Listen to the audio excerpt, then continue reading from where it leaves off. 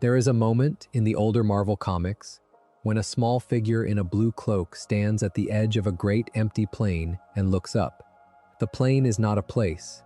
It has no horizon, no sky, no ground that anyone could actually stand on.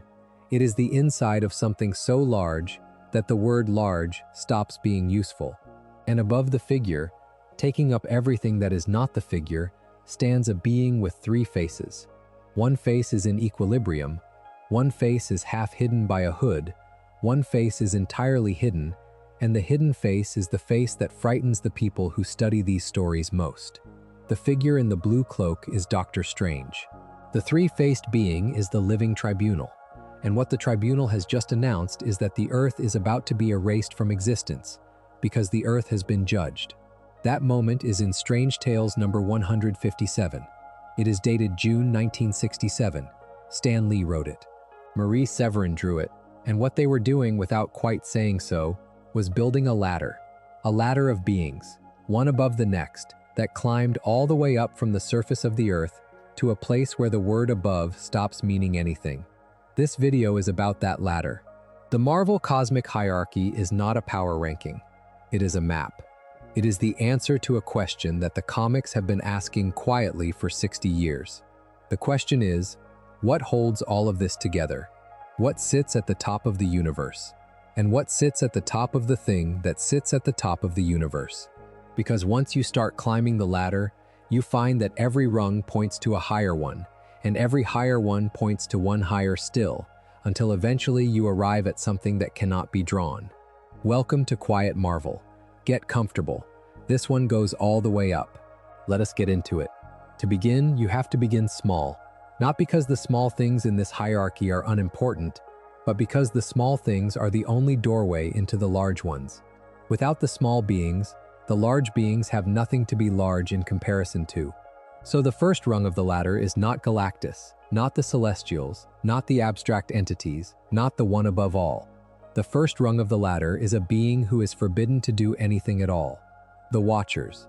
They are introduced in Fantastic Four number 13, April 1963, by Stan Lee and Jack Kirby. The being who appears in that issue is huge and bald, with a forehead that looks like a small planet, and he stands on the surface of the moon while four humans in matching costumes try to understand what they are looking at. He does not speak much in that first appearance. He does not need to. The story tells you what he is without explaining him. He has been watching this solar system for a very long time, and he is not supposed to interfere, and he is going to interfere anyway, because he has decided that this particular moment is worth bending the rule for. His name, given later, is Uatu. The Watchers are one of the oldest species in the universe. The comics give them an origin story that they do not really need, because the origin story is the same as the moral of every Watcher story ever told. Long ago, the Watchers reached a level of knowledge so advanced that they decided to share it. They visited a younger species. They gave them technology, gave them science, gave them the secrets of atomic power. And the younger species, which was not ready, used what the Watchers gave them to destroy themselves. The Watchers stood and watched. They could have stopped it. They chose not to, because they had not realized they were responsible. And in the aftermath, the surviving Watchers made a vow. They would never interfere again. They would only watch. Think about what that means.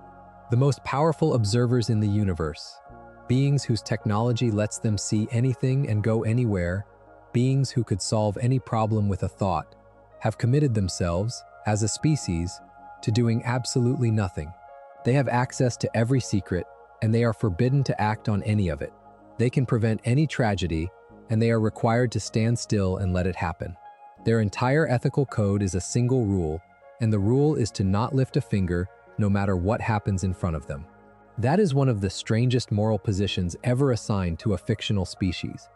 Most superhero stories are about people who could have stayed home and instead chose to act. The Watchers are about beings who could have done anything in the cosmos and instead chose to stay home. They are the photographic negative of every Marvel hero. They are also, in their quiet way, the entry point for the whole hierarchy, because the moment you meet a Watcher, you start asking the question that the rest of the ladder answers.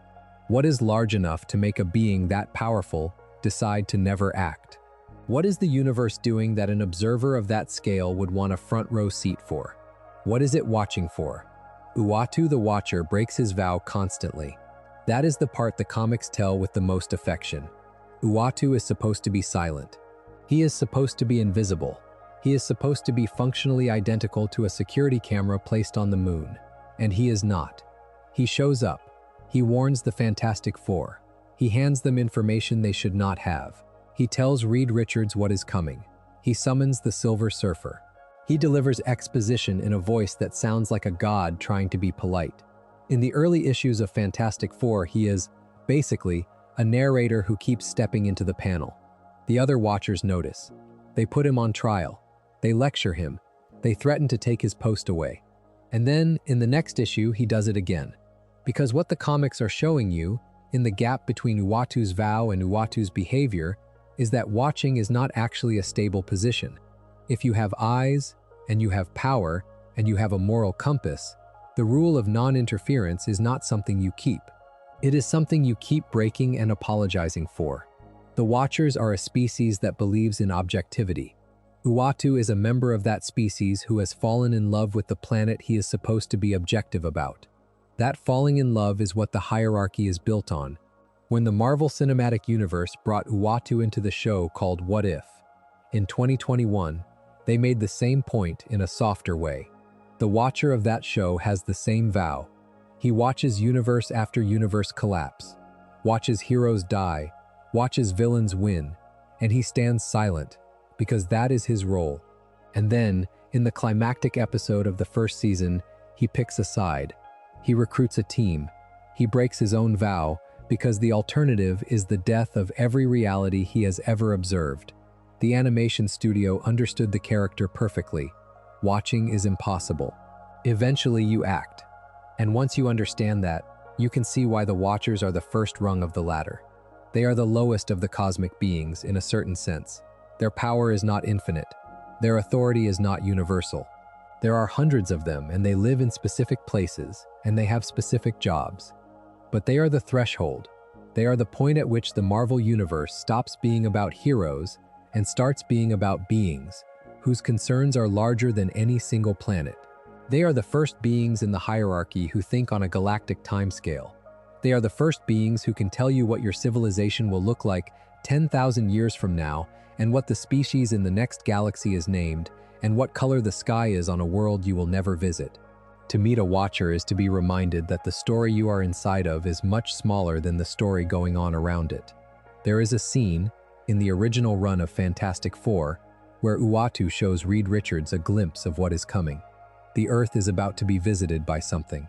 Uatu does not name it at first. He just shows the team what they will be facing.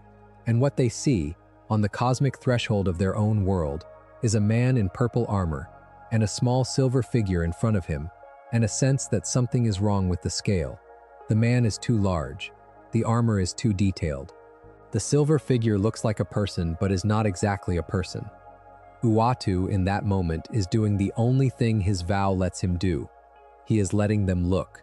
He is opening a window onto the next rung of the ladder and saying, "You need to know that this exists, because it is coming for you." The being on the other side of the window is Galactus, and Galactus is the next thing the show needs to talk about. But before he arrives, sit for a moment with what the Watchers actually are. They are a reminder. They are the way the Marvel Universe announces, in its visual language, that the show is larger than its heroes. When a Watcher steps into a panel, the panel changes. The art gets quieter. The dialogue slows. The characters in the foreground stop being the focus, because something has arrived that does not belong to their scale. The Watchers are how Marvel Comics introduce awe. And once you have seen what awe looks like, the door is open. If this kind of slow exploration is the company you wanted tonight, a quiet tap on the subscribe button means more than you would think. It keeps work like this possible. In Fantastic Four number 48, March 1966, there is a sequence that nobody who reads it ever forgets. The Silver Surfer crashes onto the rooftop of the Baxter Building.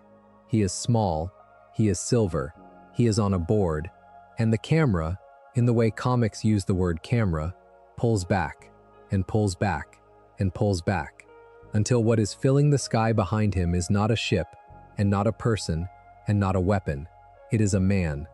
A man wearing purple and blue armor that looks like the cathedral architecture of a religion that has not been invented yet, with a helmet shaped like two cathedral towers, and a face inside the helmet that you almost cannot see, and a hand the size of a continent reaching down toward the place where the human beings are.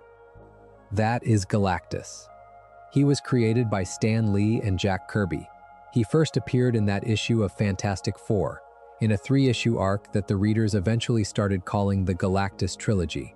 Lee and Kirby have both, in interviews over the years, said the same thing about why they made him. They were bored with supervillains.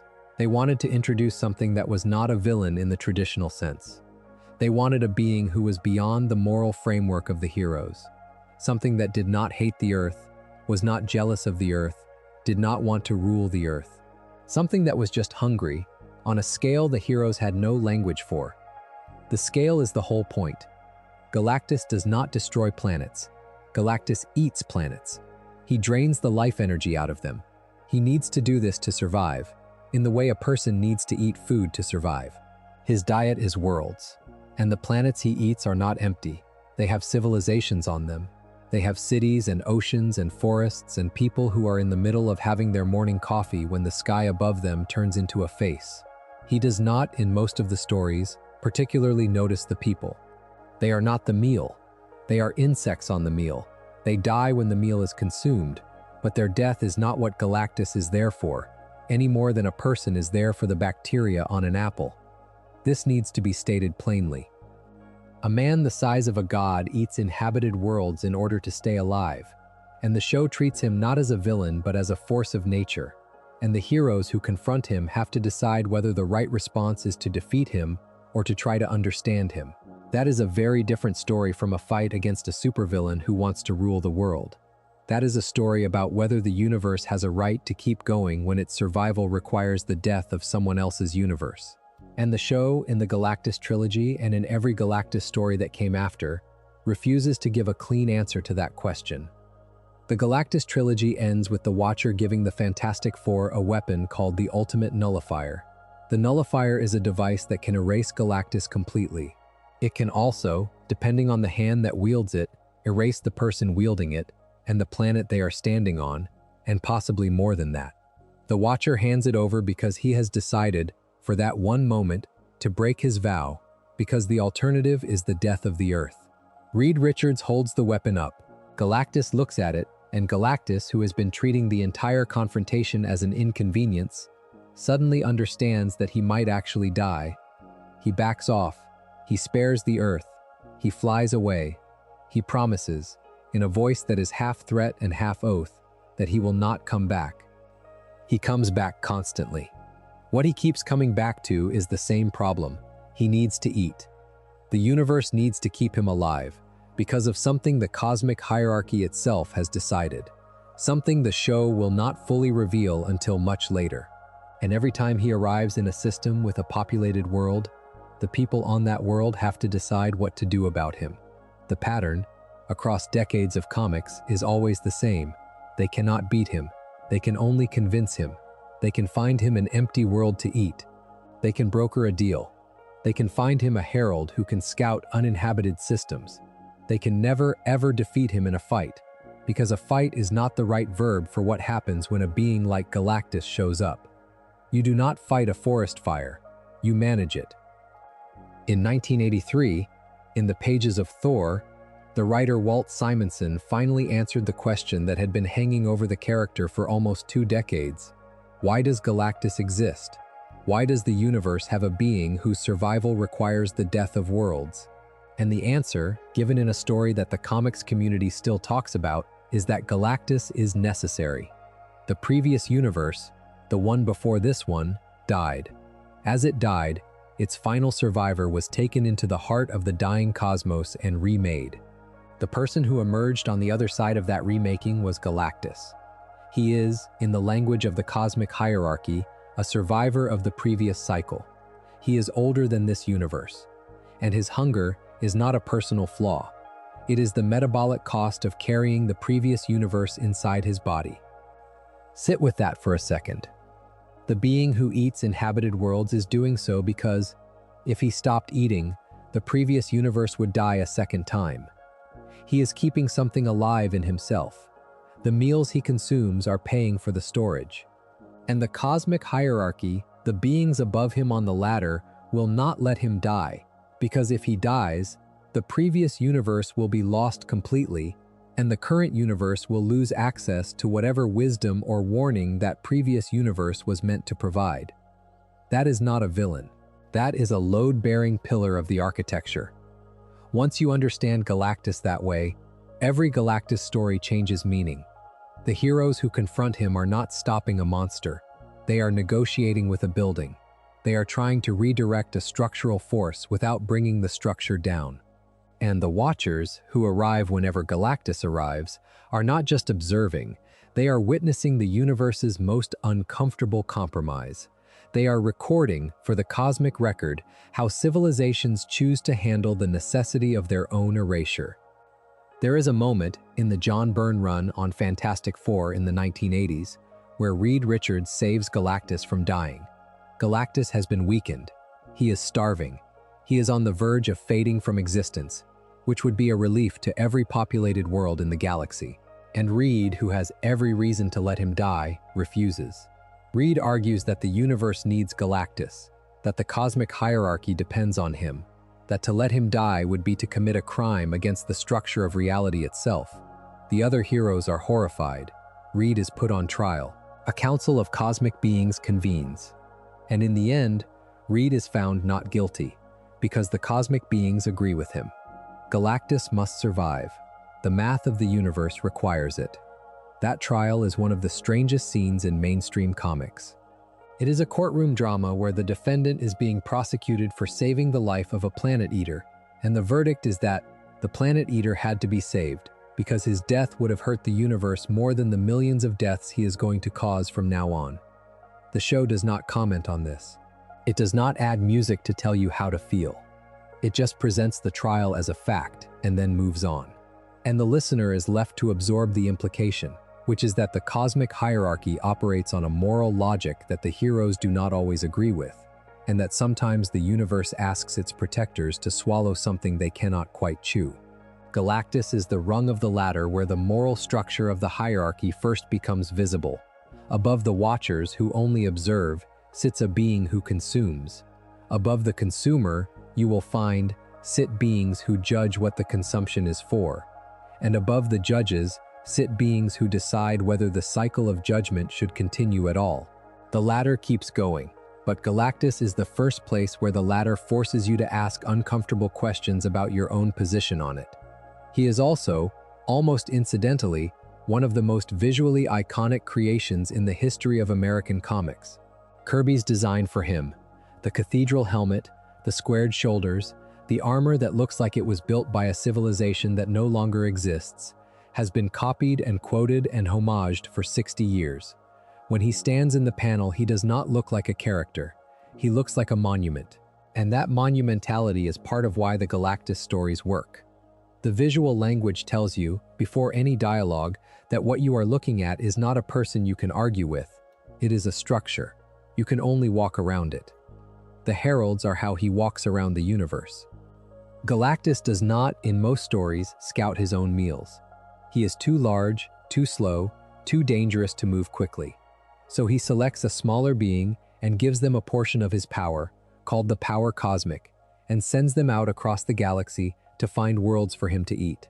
The first of these heralds is Norrin Radd, of the planet Zen-La, who becomes the Silver Surfer when Galactus arrives at his world, and Norrin offers himself as a herald in exchange for sparing his home. The bargain is accepted. Norrin is remade. He is given a silver body, a silver board, and an awareness of every star in every direction. And he flies away from his home with his memory of his lover Shalabal and his pacifist upbringing intact, and he begins searching the universe for worlds for his master to consume. That is one of the saddest origin stories in American comics. It is also one of the most important, because the Silver Surfer is the being who eventually breaks. He finds Earth. He directs Galactus to it, and then, Standing on a rooftop in Manhattan, he meets a blind sculptor named Alicia Masters who explains to him what is on the world he just delivered. The Silver Surfer, who has been suppressing his memory of his own humanity for years, turns on Galactus. He helps the Fantastic Four save the Earth. Galactus, in retaliation, traps him on Earth. He cannot leave the planet's atmosphere. The power cosmic is intact, but the freedom of motion is gone. He is grounded, on a world he was supposed to deliver to his master, with his own conscience finally turned back on for the first time in years. The Silver Surfer is the herald who remembered. He is the proof that even the agents of Galactus can wake up. And every other herald in the long catalog, Firelord, Terrax, Nova, Morg, the Destroyer, Stardust, has their own version of the same arc. Some of them never wake up. Some of them wake up too late. Some of them, like Frankie Ray who becomes Nova, embrace the herald role with a kind of joy, because for them, the power cosmic is a liberation. The heralds are the human face of Galactus. They are the entry point through which the reader is supposed to understand him, because Galactus himself is too large to be a character. Consider what it means that the cosmic hierarchy uses heralds at all. A being on the scale of Galactus could, in principle, do his own scouting. He has the senses for it. He has the reach. He has every advantage. But he uses representatives. He outsources the moral labor of selection to someone smaller. Someone who can walk into a tavern on a colony world and look around. Someone who can talk to the locals and find out whether anyone lives on the next planet over. The hierarchy is delegated. The cosmic scales mediate themselves through smaller scales. And that pattern of larger beings using smaller beings as their instruments is going to repeat all the way up the ladder. The Watchers watch and Galactus eats. Above both of them, the next rung is a species that does neither. The next rung is a species that judges. A brief word before the next stretch. Subscribing helps the channel grow, and it costs nothing to do. In the second issue of the original Eternals run, dated July 1976, a panel opens on the surface of an unnamed world, and a figure descends from the sky. The figure is not a person. The figure is a shape, an armored shape, perhaps 1,000 feet tall, in a helmet that obscures whatever face exists underneath. The figure descends slowly, almost ceremonially, and lands. The world goes quiet. The people on the world, who have presumably been having a normal day, look up at the new arrival with the slow horror of livestock who have suddenly understood that the building they are inside of is a slaughterhouse. That figure is a celestial. His name, in time, will be revealed as Arishem, and Arishem, by trade, is a judge. The Celestials were created by Jack Kirby. They debuted in the Eternals #1 in July 1976, and were fully unveiled in issue 2. Kirby had just returned to Marvel after a years-long stretch at DC, where he had created a cosmic mythology of his own. The Celestials were, in a sense, his cosmic mythology imported into Marvel. They are giants in armor. They visit worlds. They perform experiments on the inhabitants. They leave. They return, sometimes after millions of years, to see what their experiments have produced, and then they pass judgment on what they find. That judgment is the thing. Arishem is called the judge. His function in the celestial hierarchy is to evaluate species. He visits a world. He observes the dominant species. He measures, in some way the comics never quite explain, whether the species is worth keeping or worth ending. If the species passes, the planet is allowed to continue. If the species fails, the planet is unmade. The unmaking is not always violent. Sometimes the species simply ceases to be capable of reproduction. Sometimes the planet is rendered uninhabitable. Sometimes Arishem makes a gesture, almost a small one, almost a thumbs down, and the species is gone before anyone has fully understood what just happened. Pause on this for a moment. This is a species in the Marvel Universe whose default behavior across millions of years is to wander from world to world deciding which civilizations get to keep existing. They are not malicious. They do not enjoy it. The judgment is not personal. It is performed with the same affect that a person performs a tax audit. The Celestials are not angry at the worlds they erase. They are simply doing what Celestials do, and what Celestials do is decide which species are useful and which are not. Useful for what? That is the question the Eternals comic refuses to answer directly. Kirby leaves it open on purpose. The Celestials are working towards something, some larger project, some cosmic plan that no individual civilization is permitted to know. The experiments they perform on developing species, the splitting of early humans into 3 branches called Eternals and Deviants and ordinary humans, the periodic check-ins across geological time, are all part of a longer arc whose endpoint is not described. You only know that the Celestials are heading somewhere, and they are leaving altered species in their wake, and they will be back to check on what they made. There is something in that withholding that makes the Celestials more frightening than almost any other Marvel cosmic being. Galactus is at least transparent. He is hungry, he eats, you can negotiate with him. The Celestials are opaque. You cannot tell what they want. You cannot tell what would satisfy them. You cannot tell what would make them put a positive mark next to your species name on whatever cosmic ledger they are keeping. You can only continue doing what your civilization was doing and hope, when Arishem lands in your sky, that you have done it well enough. There is a scene, late in the original Eternals run, where an Eternal named Icarus stands at the foot of a Celestial called the Dreaming Celestial. The Dreaming Celestial is, by celestial standards, a heretic. He did something the other Celestials did not approve of, and they imprisoned him, sealing him underground inside a giant suit of armor for millions of years. Icarus looks up at this trapped being and tries to comprehend the scale of what he is seeing. The art does not help him.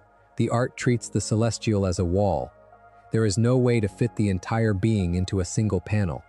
Icarus is a speck at the bottom of a vertical drop that just keeps going up. That is the visual grammar of the Celestials. They cannot be framed, they are too large for the comic page. Whenever an artist draws one, the artist has to choose what to leave out, because no panel can hold all of one. You see a foot, you see a helmet, you see a hand. You see the outline of a body so vast that the surrounding clouds are wrapped around the chest. The Celestials are the moment the Marvel Universe stops fitting into its own panels. The Marvel Cinematic Universe adapted them in the 2021 film called Eternals. Arishem appears in that film as exactly what he is in the comics.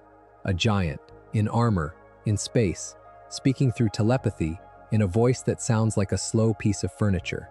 He hands the Eternals their mission. He explains, in plain language, what the Celestials have been doing on Earth for thousands of years. The film treats the revelation as horror, and rightly so, because the revelation is the same one the comics keep returning to. The Celestials are using populated worlds as incubators. The civilizations that develop on those worlds are, in some sense, the byproduct of the celestial reproductive cycle. The Earth, the film tells you, is hosting a celestial embryo in its core, and when the embryo is ready, it will emerge, and the planet will be unmade in the process, and the people on the planet will die, and the Celestials will move on with one more of their kind brought into the cosmos. That is what Arishem judges for. He is checking whether the embryo has matured. He is checking whether the host world is ready to be cracked open like an egg. Once you see the Celestials that way, the entire cosmic hierarchy reframes itself. The Watchers watch. Galactus eats. Above them, the Celestials use entire planetary biospheres as reproductive substrate. Each rung of the ladder is more indifferent to the smaller beings than the one below it. The Watchers at least care enough to want to record. Galactus at least cares enough to be talked out of it. The Celestials do not care at all. They are not unkind, they are not cruel, they are simply on a different scale, and the scale below them is invisible to them in the way that the bacterial population of a person's gut is invisible to the person. The Celestials are also, importantly, not unified. There are factions. There are heretics. The Dreaming Celestial sleeps under what is now San Francisco for reasons the comics have explained and re-explained over the years. The Fallen, another heretic Celestial, lies on Mars in a state of permanent paralysis. The Madonna Celestial protects developing species against the judgment of her kin and is herself judged for it. The cosmic hierarchy is not a smooth pyramid. It has cracks in it. The beings at every level disagree with each other about what should happen next. and those disagreements are the engine of half the cosmic storylines Marvel has ever published. There is a more recent storyline in the 2017 Marvel event called Marvel Legacy, where a team of human heroes called the Avengers of 1,000,000 years BC fight a rogue celestial. They cannot defeat him, they wound him. The wound takes him millions of years to die from. He bleeds slowly, all the way through prehistory, and his corpse eventually becomes the foundation of a city called Asgard. That, by most accounts, is the metabolism of the cosmic hierarchy at this scale. Wounds take eons to heal. Bodies become geography. The infrastructure of civilization, in the deep background of the Marvel Universe, is built on the slowly decaying remains of beings who lost arguments with other beings even larger than themselves. The Celestials are also, almost importantly, judged in turn. Above the Celestials, in the cosmic ladder, sit beings who can override their decisions. Beings who, if they choose to intervene, can countermand a celestial verdict. The Celestials do not, in most cases, accept that override. They argue, they fight, they lose. The hierarchy keeps moving up, and the Celestials, the giants in armor whose judgment can erase a species with a gesture, are themselves, at the next level up, just one more category of being whose actions can be vetoed. That fact alone is the whole point of the cosmic hierarchy. No one in the Marvel Universe is at the top. The being you thought was at the top, when you first met them, turns out to be the bottom of a higher level. The Watchers are the entry rung. Galactus is the next rung. The Celestials are the rung after that. And every rung from here on up is going to introduce a class of beings who are, from the perspective of the rung above them, just another category of agent whose behavior needs to be supervised. That supervision, eventually, becomes its own kind of being. But before the supervisors arrive, there are still classes of cosmic beings in the middle of the ladder. There are forces. There are cosmic principles given names and bodies. There are entities who are not beings exactly, but are also not abstractions exactly. They sit between the things that have personalities and the things that are concepts. And the cosmic story is unthinkable without them. The next class of being on the ladder is one of those. If the channel is treating you well tonight, the subscribe button is the one small action that helps it continue.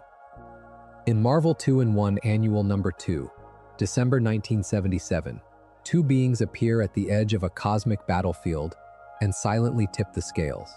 The battlefield is the place where Thanos, who in that issue has acquired the cosmic cube and become functionally a god, is fighting Spider-Man and the Thing for control of the universe. The two beings who appear do not enter the fight directly.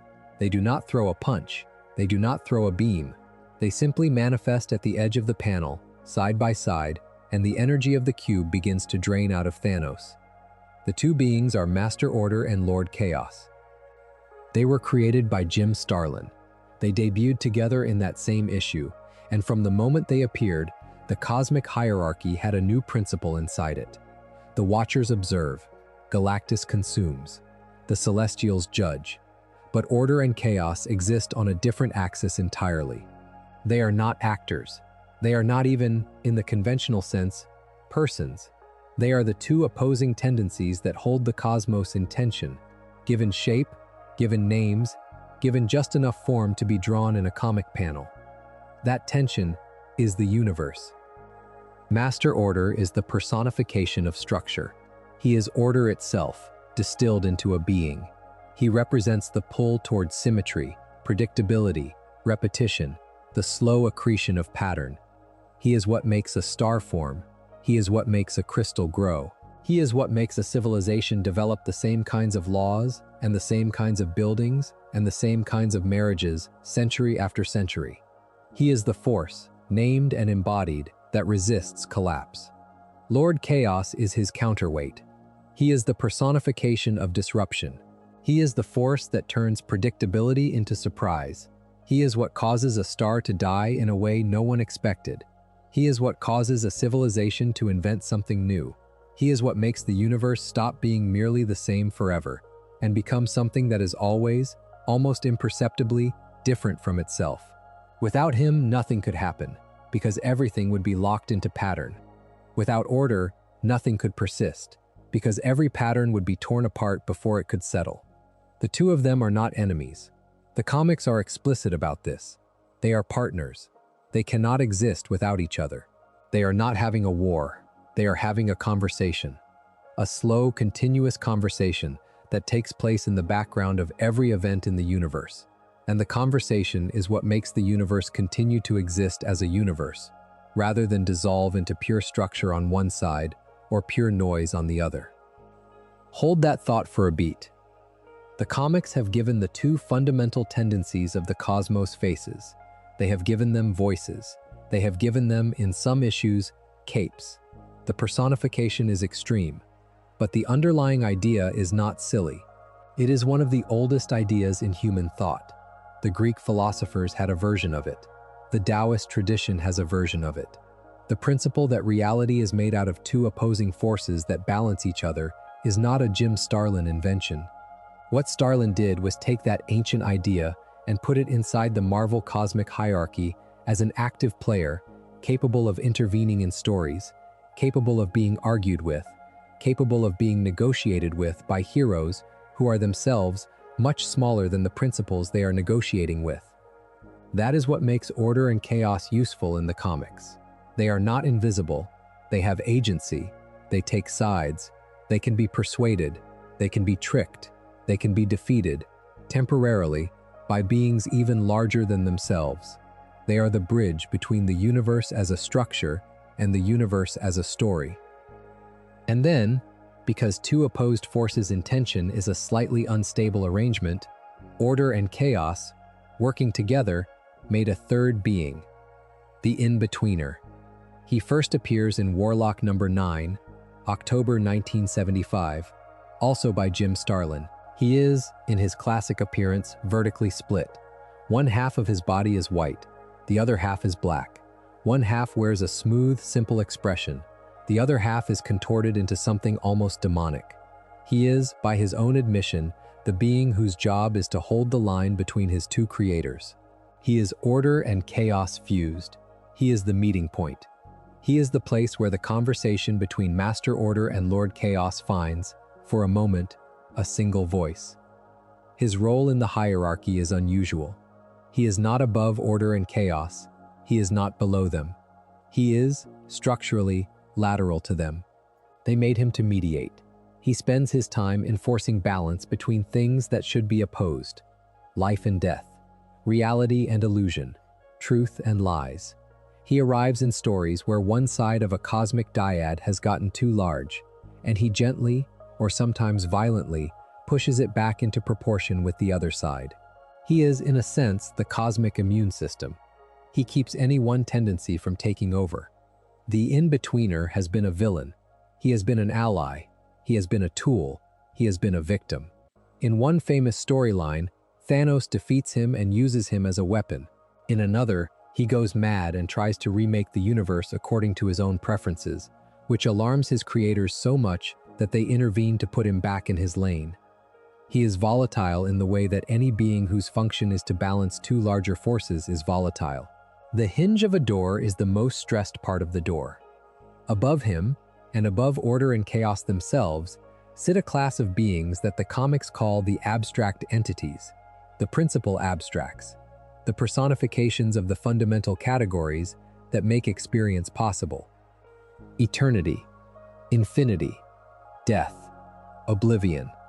These four are the next tier up. They are not bigger than order and chaos in any simple sense of bigger. They are larger in the sense that they govern wider categories. Order and chaos govern the dynamic of pattern. The four principal abstracts govern existence itself, and they govern it in the way the cosmic hierarchy seems to demand, by personifying themselves. They show up as figures. They have faces. They speak. Eternity was created by Stan Lee and Steve Ditko. He first appeared in his full form in Strange Tales number 138, November 1965. He is, in that first appearance, drawn as a silhouette of a man, a tall, vaguely humanoid silhouette, with the contents of the entire cosmos visible inside the silhouette. Stars, galaxies, nebulae. The shape is a man, and the interior of the shape is the whole universe. He is, in the most literal possible visual sense, what the universe looks like if you give the universe a body. He is the personification of time, of duration, of the continuous unfolding of one moment into the next. He is the universe considered as an ongoing process, rather than as a place. The Earth is inside him. The Milky Way is inside him. Every Watcher and every Celestial and every Galactus is inside him, because they exist in time, and he is what time is. He has a sister, or a counterpart, or a sibling, depending on which comic you are reading. Infinity. Infinity is the personification of space.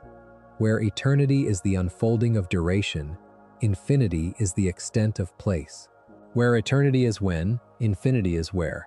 The two of them are sometimes drawn as a pair, side by side, two figures with cosmoses inside them, looking at each other across the void with the kind of recognition that only beings who are functionally each other's mirror can have. Infinity made her formal debut as a developed character in the pages of Quasar number 24, July 1991, by Mark Gruenwald. She is younger in publishing time than her brother, but she is, in cosmic time, his exact contemporary. The two of them came into being at the same moment, when this universe began. Their counterparts on the other axis are Death and Oblivion. Death is the oldest of them all, in terms of comic appearances. Some sources trace her debut all the way back to Marvel Mystery Comics number 21 in the early 1940s, though her modern characterization as the cosmic abstract Death emerges in Captain Marvel number 26, May 1973, when Jim Starlin reintroduced her as the silent, hooded figure who would become inseparable from the character of Thanos. She is, in that reintroduction, the personification of cessation, of the moment when a thing that was alive becomes a thing that is no longer alive, of the boundary between is and was. She does not, in most appearances, speak. She does not need to. Her presence is the message. Thanos is in love with her. That is the joke and the tragedy of his entire characterization. He commits genocide, repeatedly, in order to win her favor. He acquires the Infinity Gauntlet, in his most famous storyline, in order to snap his fingers and erase half of all life in the universe as a courtship gift. The original 1991 Infinity Gauntlet comic, by Jim Starlin and George Perez and Ron Lim, is built around that premise. Thanos is wooing Death. Death does not, in any of the comic's appearances, return his affection. She watches him. She accepts his offerings. She remains silent.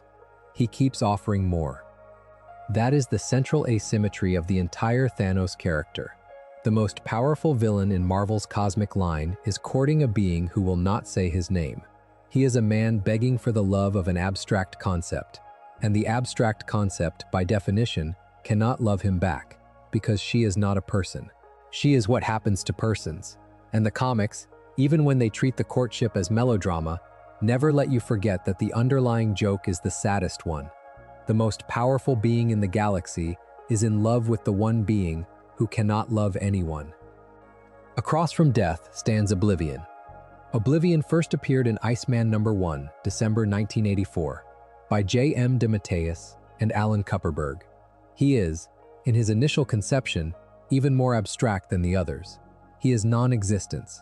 He is what is left when the universe ends.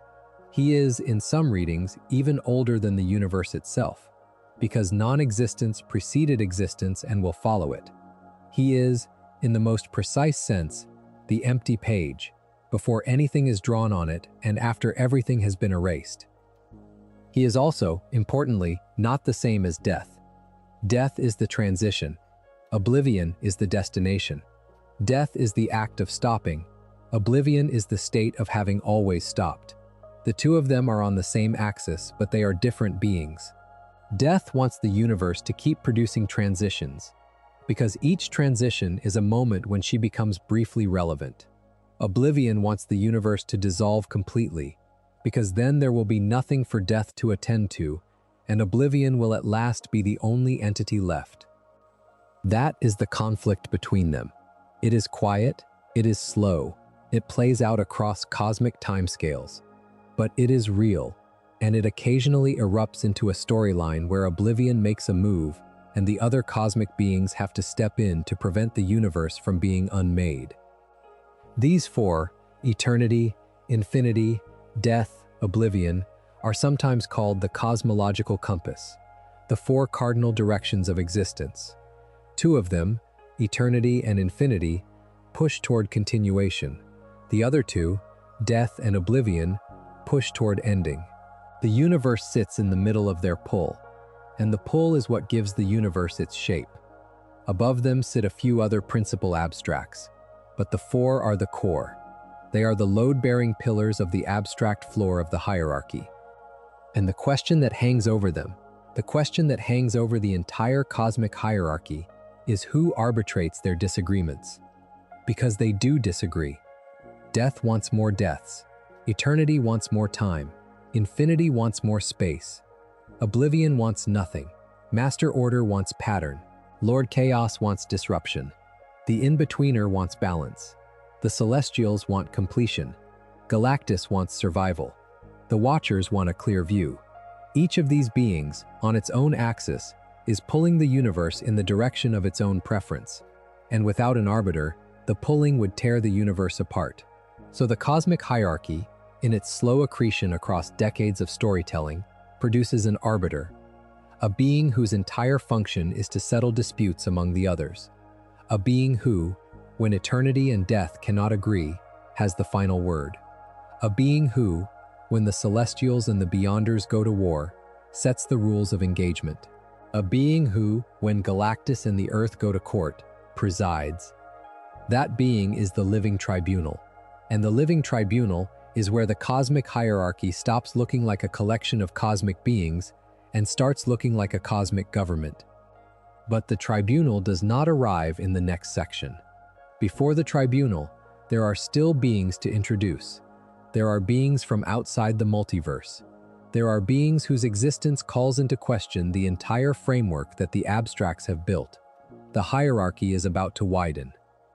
If you have enjoyed the climb so far, a subscription helps the channel keep climbing too.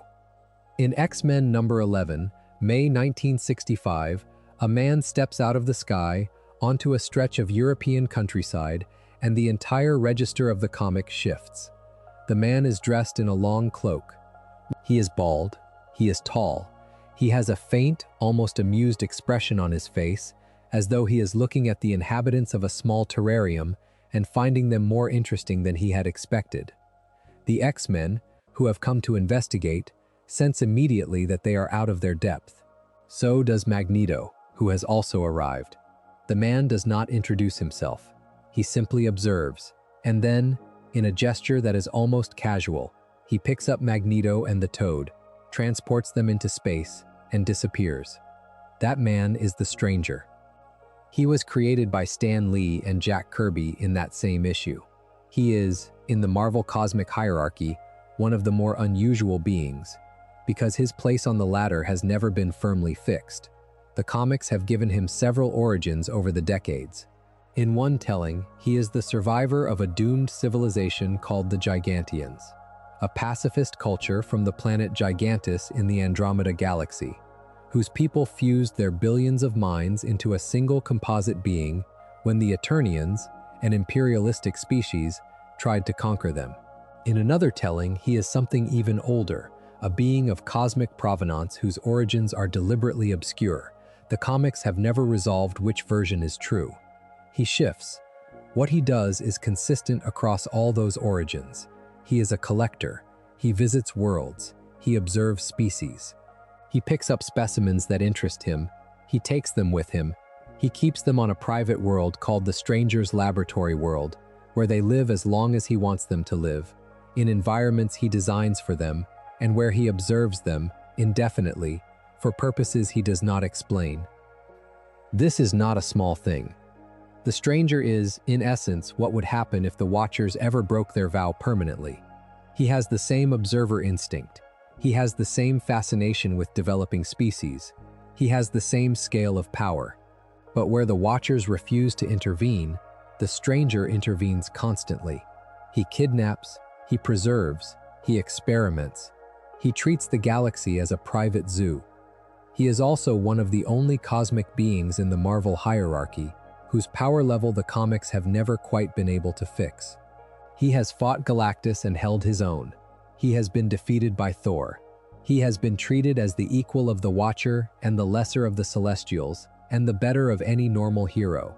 His power is whatever the story requires, which is, in a strange way, the truest sign that he occupies a real rung on the ladder. He is the cosmic being who exists to fill in the gaps. Whenever the story needs a being of indeterminate but enormous power, the stranger arrives. He is also, importantly, one of the rare cosmic beings who interacts with mortals as though they were interesting. He talks to them, he answers questions, sometimes, he explains himself, sometimes, he is the philosopher of the cosmic class. He is the one who, if a young hero asks the right question, might actually sit down for a moment and try to teach them something. The hierarchy makes room for beings like him, because the hierarchy is not, in the end, a strict pyramid. It is a network. There are beings at every level whose function is lateral rather than vertical. The stranger is one of those. The in-betweener is another. There are dozens more, scattered across decades of comics, who do not fit cleanly into a single tier, but who matter to the cosmic story because of how they connect tiers together. The cosmic cube is another of those. Or rather, the cosmic cubes are. There is more than one. They are not, in the conventional sense, beings. They begin as objects. They are introduced in Tales of Suspense number 79, July 1966, again by Stan Lee and Jack Kirby, as a weapon developed on Earth by the criminal organization called Advanced Idea Mechanics, or AIM. The original cube is a small physical object, perhaps the size of a fist, that grants the wishes of whoever holds it. The Red Skull acquires it. Captain America fights him for it. The cube changes hands several times, and then, in the slow drift of the cosmic stories across the next decade, the comics reveal something stranger about it. A cosmic cube is not a weapon. A cosmic cube is an egg. The cubes are larval forms of a higher being. Whoever holds the cube imprints on it. Whoever uses the cube shapes its developing consciousness. And when the cube matures, it hatches into a fully formed cosmic entity, modeled on the personality of the being who held it the longest. The Skrull Empire, which built its own cosmic cube long before Earth did, eventually produced a being called the Shaper of Worlds, who emerged from a Skrull cube and now wanders the cosmos remaking realities to suit the dreams of whichever sentient being he happens to encounter. The AIM cube on Earth eventually produced a being called Kubik, who became the Shaper's student, and who now exists as one of the more powerful cosmic beings in the modern Marvel universe. That is the secret of the cubes. They are not tools, they are children. They are the universe figuring out how to gestate new cosmic beings in containers small enough to be picked up and handled by mortals. The Red Skull, in every cosmic cube storyline, is not actually wielding a weapon. He is, although he does not know it, raising a baby. And the baby will eventually be born, and it will have his personality if he held it long enough, which is one of the more disturbing implications the comics have ever quietly let sit in their background. The Beyonders are the ones who put the cubes there. The Beyonders are introduced as a concept in Marvel 2-in-1 number 63, May 1980, by Mark Gruenwald and Jerry Bingham. They are a race of beings who live outside the entire Marvel multiverse. Not above it, not below it, outside it. They look at the multiverse the way a person looks at an aquarium. Everything inside the aquarium, every star, every galaxy, every celestial, every watcher, every eternity, and every living tribunal is in the tank, and the Beyonders are standing on the other side of the glass, looking in. Consider the scale of that. The entire cosmic hierarchy that this video has been climbing, all the way from the Watchers up through the abstracts, exists inside the multiverse. The Beyonders do not. The Beyonders are a separate category of being whose existence does not depend on the multiverse at all. If the multiverse ended, the Beyonders would still be there. They would simply have one fewer aquarium to look at. The comics took years to fully explain what they wanted. The early Beyonder stories were ambiguous. There was a singular being called the Beyonder, who appeared in the first Secret Wars in 1984, written by Jim Shooter and drawn by Mike Zeck, and who became the central antagonist of that storyline by kidnapping heroes and villains from across Marvel's lineup and putting them on a planet called Battleworld to fight each other. The Beyonder in that story was nigh omnipotent and curious about the nature of desire. He had no concept of what it meant to want something, because he had everything. The Secret Wars storyline was, in essence, an alien anthropologist's experiment on Earth's heroes, conducted by a being who had reduced the entire question of morality to a study he could perform from outside. For years, the comics treated the Beyonder as singular. He was the only one. He came from a place called the Beyond Realm, which was outside the multiverse, but he was alone there. Steve Englehart, in Fantastic Four numbers 318 and 319, September and October 1988, tried to retcon this by connecting him to the older Beyonders concept. The retcon said the Beyonder was actually a member of the Beyonder species, but a child, a young one, an immature version of his kind whose powers and behavior were what Beyonder children look like.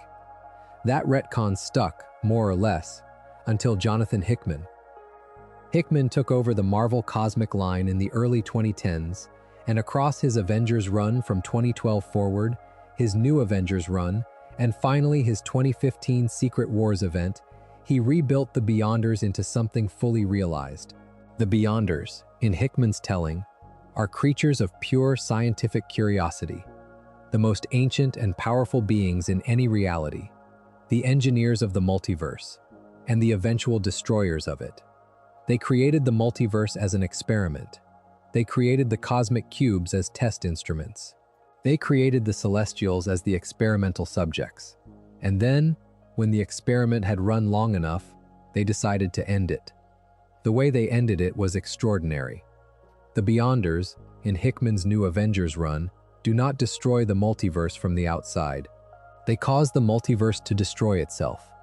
They cause the boundaries between realities to thin. They cause incursions, events in which two universes collide along their shared cosmic boundary, and each incursion erases two universes at once. The incursions multiply. The multiverse begins to collapse. The Avengers, on Earth, slowly realize that what they are watching is the multiverse being killed for parts. The Beyonders are doing it on purpose. The experiment is over, and they are cleaning up the apparatus. The Living Tribunal tries to stop them. The Living Tribunal is killed. That sentence needs to be allowed to sit. The most powerful being in the Marvel cosmic hierarchy, the one who serves directly under the one above all, the one who has been the supreme authority of the multiverse for 50 years of publishing, is murdered by the Beyonders in New Avengers number 29, 2015, written by Jonathan Hickman. The Tribunal is found floating in space, his three faces obliterated, his cosmic robe drifting in the void. The Beyonders have killed him because he tried to interfere. He was the multiverse's last defense. He was supposed to be untouchable, and the Beyonders, from outside the multiverse, reached in and snuffed him out. The Marvel cosmic hierarchy spent decades establishing that the Living Tribunal could not be defeated by anything inside the multiverse. The Beyonders proved that point by hammering it home. They are not inside the multiverse. The rules that apply inside the multiverse do not apply to them.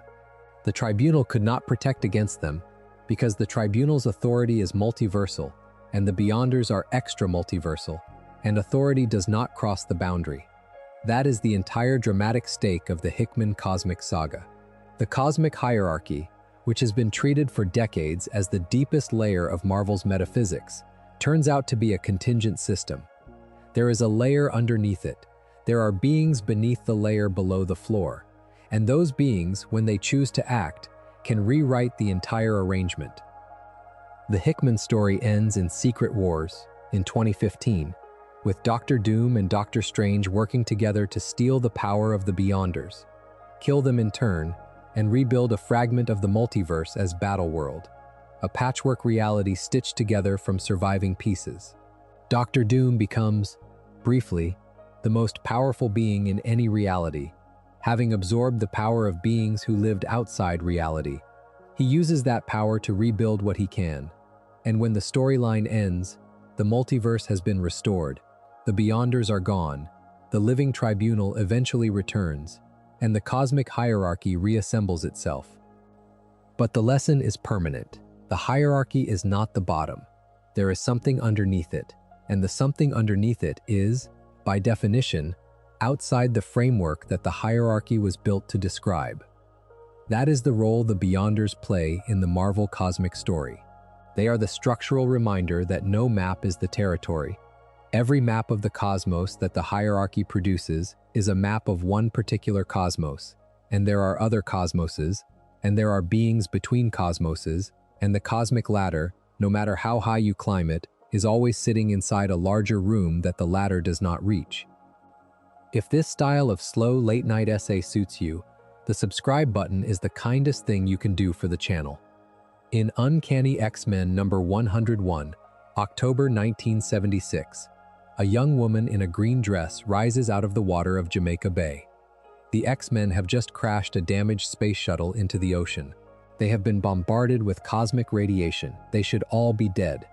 And in the bay, in front of the others, a column of fire rises and resolves into the shape of Jean Grey. Only it is not exactly Jean Grey, because the woman who emerges is glowing, and her hair is moving in a wind that does not exist, and the voice that comes out of her mouth is hers but is also not hers. She says, in that moment, that she is fire and life incarnate. She says she is Phoenix. That sentence is one of the most quoted lines in superhero comics. It is also the first appearance of one of the most powerful beings in the Marvel cosmic hierarchy, a being whose place on the ladder is contested, whose origin has been retconned multiple times, and whose actions have caused more cosmic damage than almost any other cosmic entity outside of Galactus himself. The Phoenix Force was created by Chris Claremont and Dave Cockrum. It is, in its purest form, the embodiment of all life that has ever existed, and all life that ever will exist, in every reality, in every timeline, condensed into a single conscious force of cosmic energy. It is the universe's life principle given personality. It is what makes living things alive, scaled up to a being, and it is, by its nature, a creature of cycles. It burns, it dies, it is reborn. Each death is a complete consumption of the host body. Each rebirth is a full emergence of the Force into a new vessel. The cycle is what it is. The cycle is its name. In the original storyline, the Phoenix Force chooses Jean Grey as its host. Jean is, in her ordinary state, a powerful telepath and telekinetic, one of the founding X-Men. The Phoenix amplifies her by orders of magnitude. She can rearrange matter at the subatomic level. She can hold a black hole in her hand. She can, and eventually does, consume a star, with billions of inhabitants on the worlds orbiting it, in order to feed her own hunger. That is the Dark Phoenix Saga, by Chris Claremont and John Byrne, in Uncanny X-Men issues 129 through 138, January through October 1980. It is one of the most influential superhero storylines ever published. It is also, importantly, a Marvel cosmic story masquerading as an X-Men story. The hierarchy is involved. The cosmic court called the Shi'ar Imperial Council convenes to judge what Jean has done. The Phoenix is recognized as a cosmic being whose actions have crossed a line that the cosmic balance cannot tolerate. The verdict, in the original ending, is execution. Jean dies. The Phoenix is contained, at least temporarily, and the cosmic balance is restored. The retcons came later. The Phoenix and Jean were eventually separated. The Phoenix was eventually revealed to have existed long before Jean was born. The Phoenix took other hosts. The Phoenix has been a villain, an ally, a destroyer, a creator. Its place in the hierarchy depends on which writer is in charge, but its essential function remains constant. It is the cosmic personification of life energy. It sits on the cosmic ladder, somewhere alongside the abstract entities, with its own particular axis of meaning, where eternity governs time, and infinity governs space, and death governs ending. The Phoenix governs the persistence of vitality itself. It is the fire that keeps burning, even when everything that holds the fire has been destroyed. There is something in that idea that the X-Men comics have never let go of. The Phoenix is unkillable. Every time it dies, it comes back. Every host who burns out is replaced by another host. The Force keeps coming. In Avengers vs. X-Men, in 2012, the Phoenix returned and infested 5 X-Men at once, creating the Phoenix Five, a group of cosmically empowered beings who briefly reshaped the world before falling into the same cycle of destruction and consumption that every Phoenix host eventually falls into. In the recent X of Swords and Krakoan storylines, the Phoenix has been treated as a kind of throne, an office that different hosts can hold across cosmic time, with the current holder always knowing that they are temporary. The Phoenix is what happens when cosmic energy chooses to feel. That is the difference between the Phoenix and the abstract entities. Eternity does not feel. Infinity does not feel. Death does not feel. They are personifications, but the personification is for the reader's convenience. The Phoenix is something else. The Phoenix actually feels. It has wants. It has grief. It has loneliness. It is, in the comics framing, the most emotional of the cosmic beings, and that emotionality is precisely what makes it dangerous. It can fall in love with its host. It can mourn the loss of its host. It can rage against the universe that keeps pulling its hosts away from it. The Phoenix is the cosmic ladder's beating heart, and a beating heart is, by definition, vulnerable. Down the ladder from the Phoenix, but in conversation with it, are the cosmic-powered mortals, the beings who started as humans or as humanoids of some kind, and who acquired cosmic power along the way. These beings are not, by themselves, members of the cosmic hierarchy. They are passengers on it. They sit on the lower rungs and reach up. They form the bridge between the Marvel universe of heroes and the Marvel universe of cosmic beings, and without them, the cosmic stories would have no one for the audience to attach to. Adam Warlock is the most important of them. He was created by Stan Lee and Jack Kirby. He first appeared, although he was not yet called Warlock, in Fantastic Four numbers 66 and 67, September and October 1967, as a being called Him. Him was an artificial human, created by a cabal of scientists called the Enclave, who were trying to engineer the perfect being. They succeeded. Him emerged from his cocoon, took one look at his creators, and destroyed them for trying to control him. He flew away. He drifted through the cosmos for several years of comic time. He had a brief romance with the goddess Sif. He visited the High Evolutionary, who gave him the name Warlock and gave him a piece of cosmic jewelry called the Soul Gem, and sent him off to be the savior of a synthetic planet called Counter-Earth. The being became something. Jim Starlin took over the character in 1975, in Strange Tales issues 178 through 181, February through August of that year, and Starlin turned Warlock into one of the most psychologically complex characters in cosmic Marvel. He gave Warlock an evil future self called the Magus, a religious dictator who ruled a cosmic empire called the Universal Church of Truth, and who was eventually revealed to be what Warlock himself would become if he failed to prevent his own future. The Magus saga is, in its essential structure, a story about a man trying to kill his own future self before that future self can come into being. Warlock succeeds. He prevents his own corruption. He dies in the process. The cosmic hierarchy welcomes him in. That cycle of death and resurrection is the Adam Warlock signature. He dies, he comes back. He has died and come back so many times across the Marvel cosmic line that his deaths and resurrections function almost as punctuation. Whenever a story needs an injection of cosmic gravity, Adam Warlock dies. Whenever a story needs an injection of cosmic hope, Adam Warlock comes back.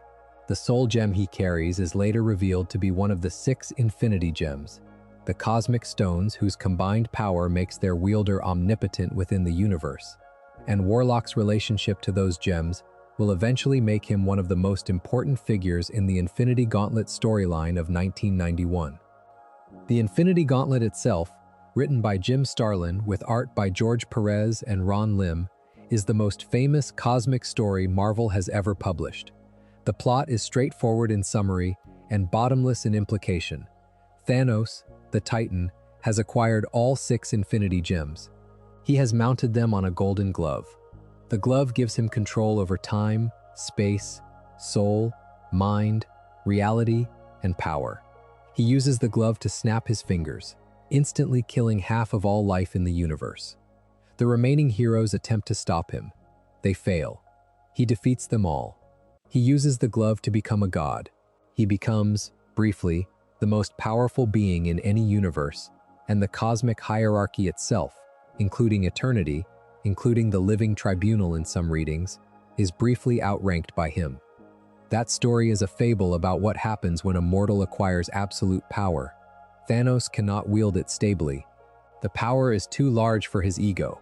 His own self-doubt, his own complicated love for death, his own inability to fully believe that he deserves what he has taken, sabotages him from within.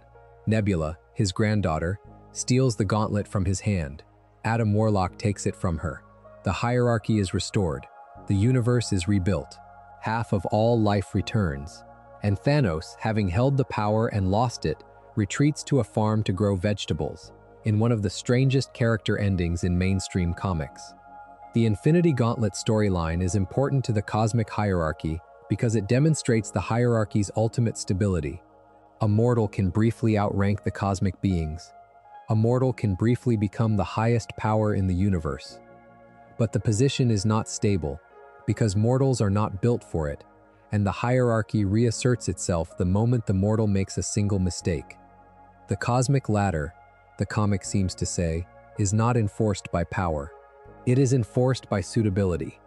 Each rung is occupied by a being whose nature fits that rung, and the rung above is occupied by beings whose nature fits a wider scope, and so on up the ladder.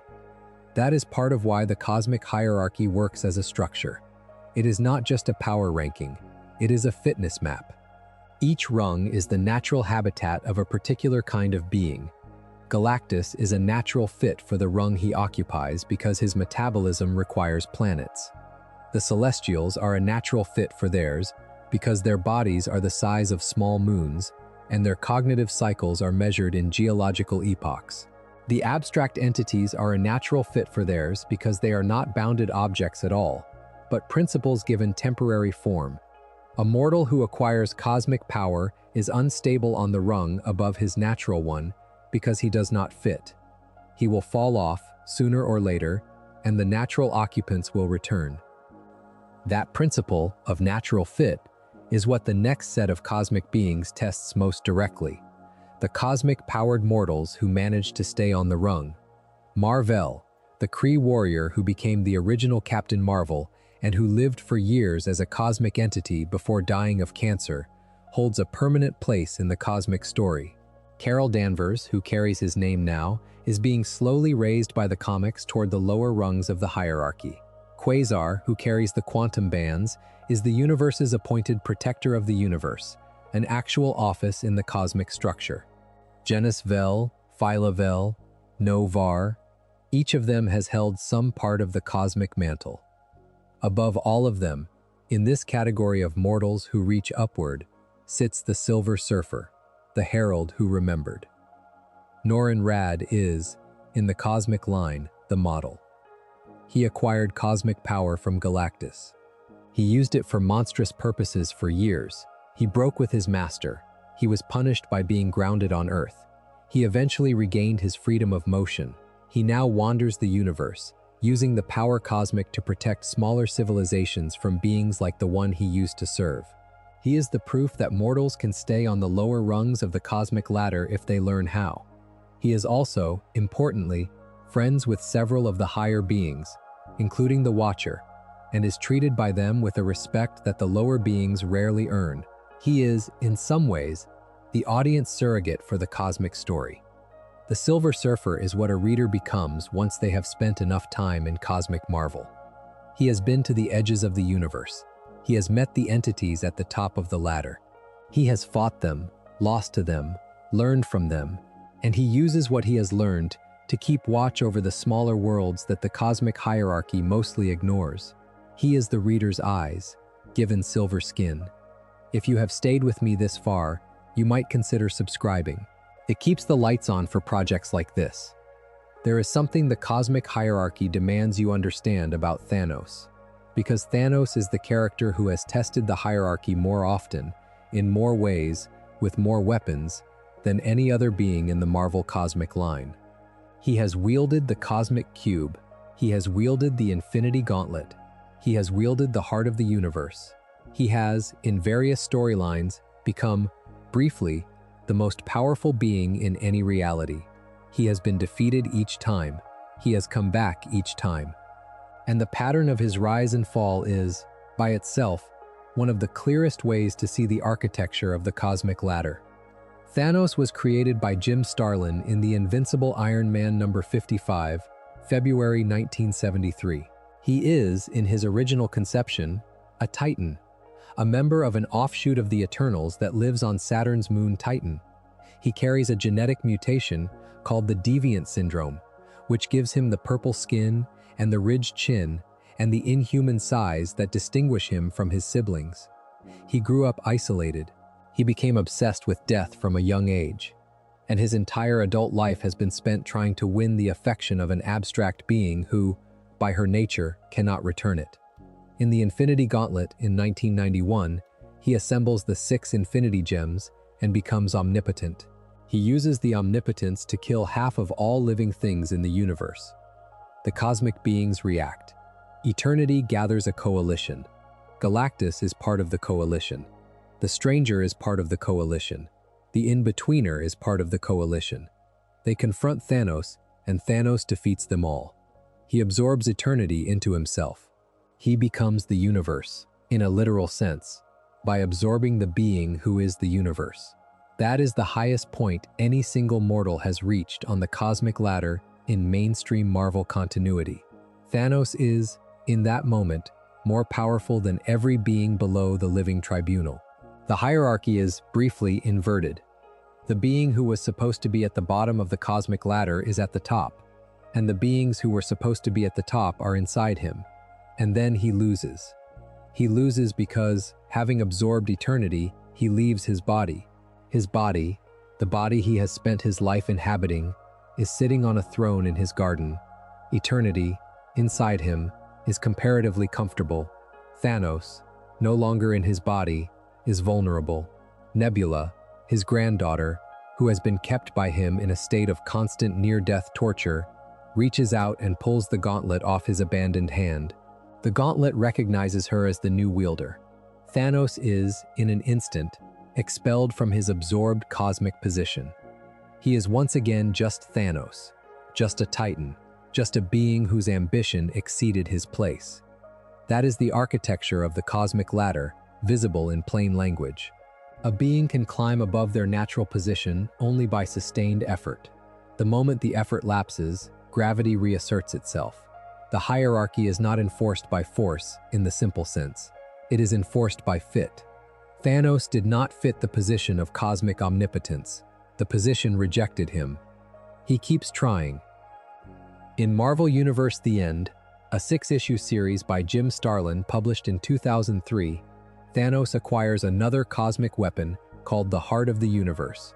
The Heart is, in that storyline, a primordial energy source that contains the power to remake reality at the most fundamental level. Akhenaten, the Egyptian pharaoh, has been given the heart by a group of beings called the Celestial Order, and Akhenaten uses it to conquer Earth, killing many of its heroes. Thanos, who allies with the remaining heroes against this new threat, eventually takes the heart from Akhenaten and absorbs it into himself. He becomes, by some measure, even more powerful than he was in the Infinity Gauntlet. He learns through his contact with the heart that the universe has a structural flaw, a flaw that will cause it to end soon. The heart cannot fix the flaw. The flaw is below the heart, in the deeper architecture. Thanos, in that storyline, makes a choice that the comics do not often let him make. He decides to sacrifice himself. He uses the heart to absorb the entire universe into himself, including all of its cosmic beings, including the abstract entities, including the Living Tribunal. He becomes everything. And then, talking with Adam Warlock, who has appeared as a spectral conscience, he agrees to undo what he has done.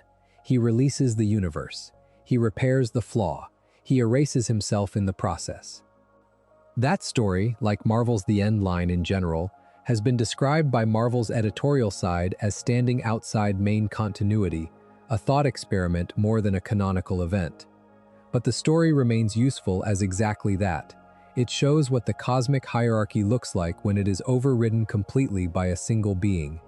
Even when the override is complete, the override is unstable. The hierarchy reasserts itself. The being who held the universe in his hand puts the universe back where he found it, because the universe does not, in the long run, belong in any single hand. That is the cosmic principle, expressed through Thanos. The hierarchy is, at every level, a description of where things belong. Beings can move between levels. They can borrow power from above their natural rung, but they cannot, in the long term, hold a position that does not fit them. The fit is the law. There is another being worth pausing on before the tribunal arrives, because this being's position on the ladder is one of the strangest in all of Marvel cosmic lore. The being is called the Beyonder, as introduced in Secret Wars in 1984. He is, by some readings, just a Beyonder child. By other readings, he is something separate, a being whose origin remains mysterious, and his particular contribution to the cosmic story is that he is the cosmic being who tried, on screen, to learn what it means to be human. In Secret Wars 2, the 1985 sequel series written by Jim Shooter, the Beyonder leaves the Beyond realm and walks the Earth. He takes a human form. He eats human food, although he does not need to. He has human conversations. He tries to fall in love. He tries to make friends.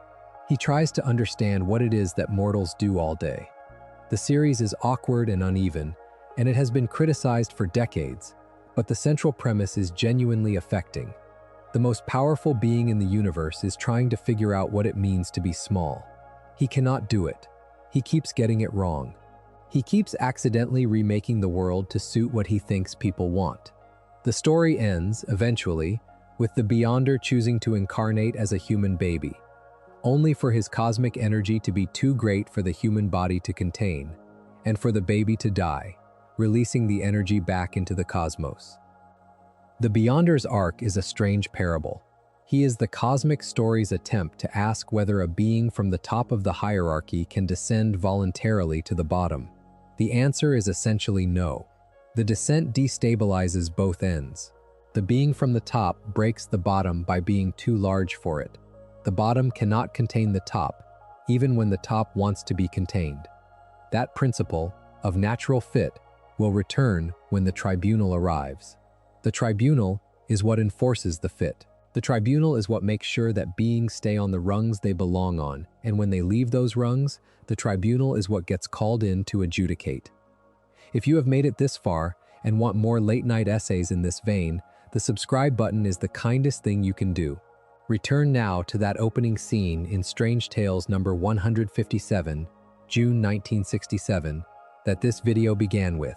Doctor Strange, in a blue cloak, is standing on an empty plane that is not really a plane. Above him, a being so large that he cannot be perceived in his entirety has manifested. The being has a hood. The hood is so deep that what is inside the hood is mostly shadow. 3 faces are visible inside the shadow. The first face, the one in the center, has open eyes, an open mouth, and a calm, intelligent expression. The second face, on the right, is fully hooded. Nothing can be seen of it. The third face, on the left, is partly hooded, with only part of its features visible, and what can be seen is angry. That being is the Living Tribunal. The 3 faces are not decoration. They are the structure of the being's mind. They are how it thinks. The first face, the one that speaks, represents equity. The second face, fully hooded, represents necessity. The third face, partly hooded, represents vengeance. The tribunal's mind operates as a 3-way deliberation among these 3 principles. Whenever it must make a judgment, the 3 faces consult. Equity weighs what is fair. Necessity weighs what must be. Vengeance weighs what wrongs require punishment. The judgment is whatever emerges from their consultation. If they agree, the judgment is unanimous. If they disagree, the judgment is by majority.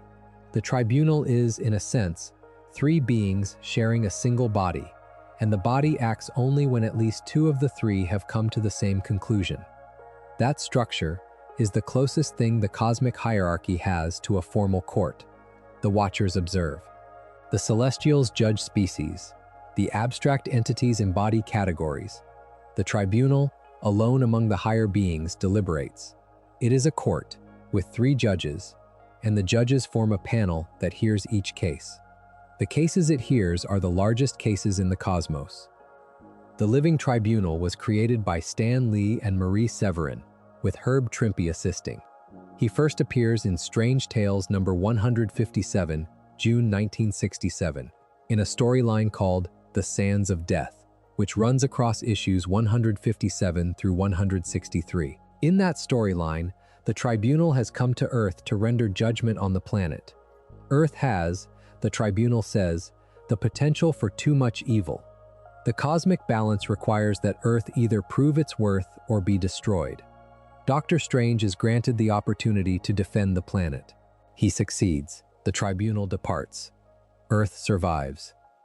That first appearance establishes the pattern that every tribunal story will follow. The tribunal arrives when an imbalance has occurred. It announces a judgment. It allows a defense. It listens to the defense. It deliberates. It renders a verdict. The verdict is enforced absolutely, because there is no being below the tribunal who can resist it. But the verdict is not predetermined. The tribunal is, in every story, genuinely open to argument. It can be convinced. It can be persuaded. It can be talked into mercy. That openness is what makes the tribunal interesting as a character rather than just a force. It is not a hammer that comes down on the universe. It is a judge that listens. The cosmic hierarchy includes other beings like the Celestials who do not listen. The Celestials arrive at a verdict and execute it without conversation. The tribunal arrives at a verdict and asks for objections. The objections are heard. The objections sometimes change the verdict.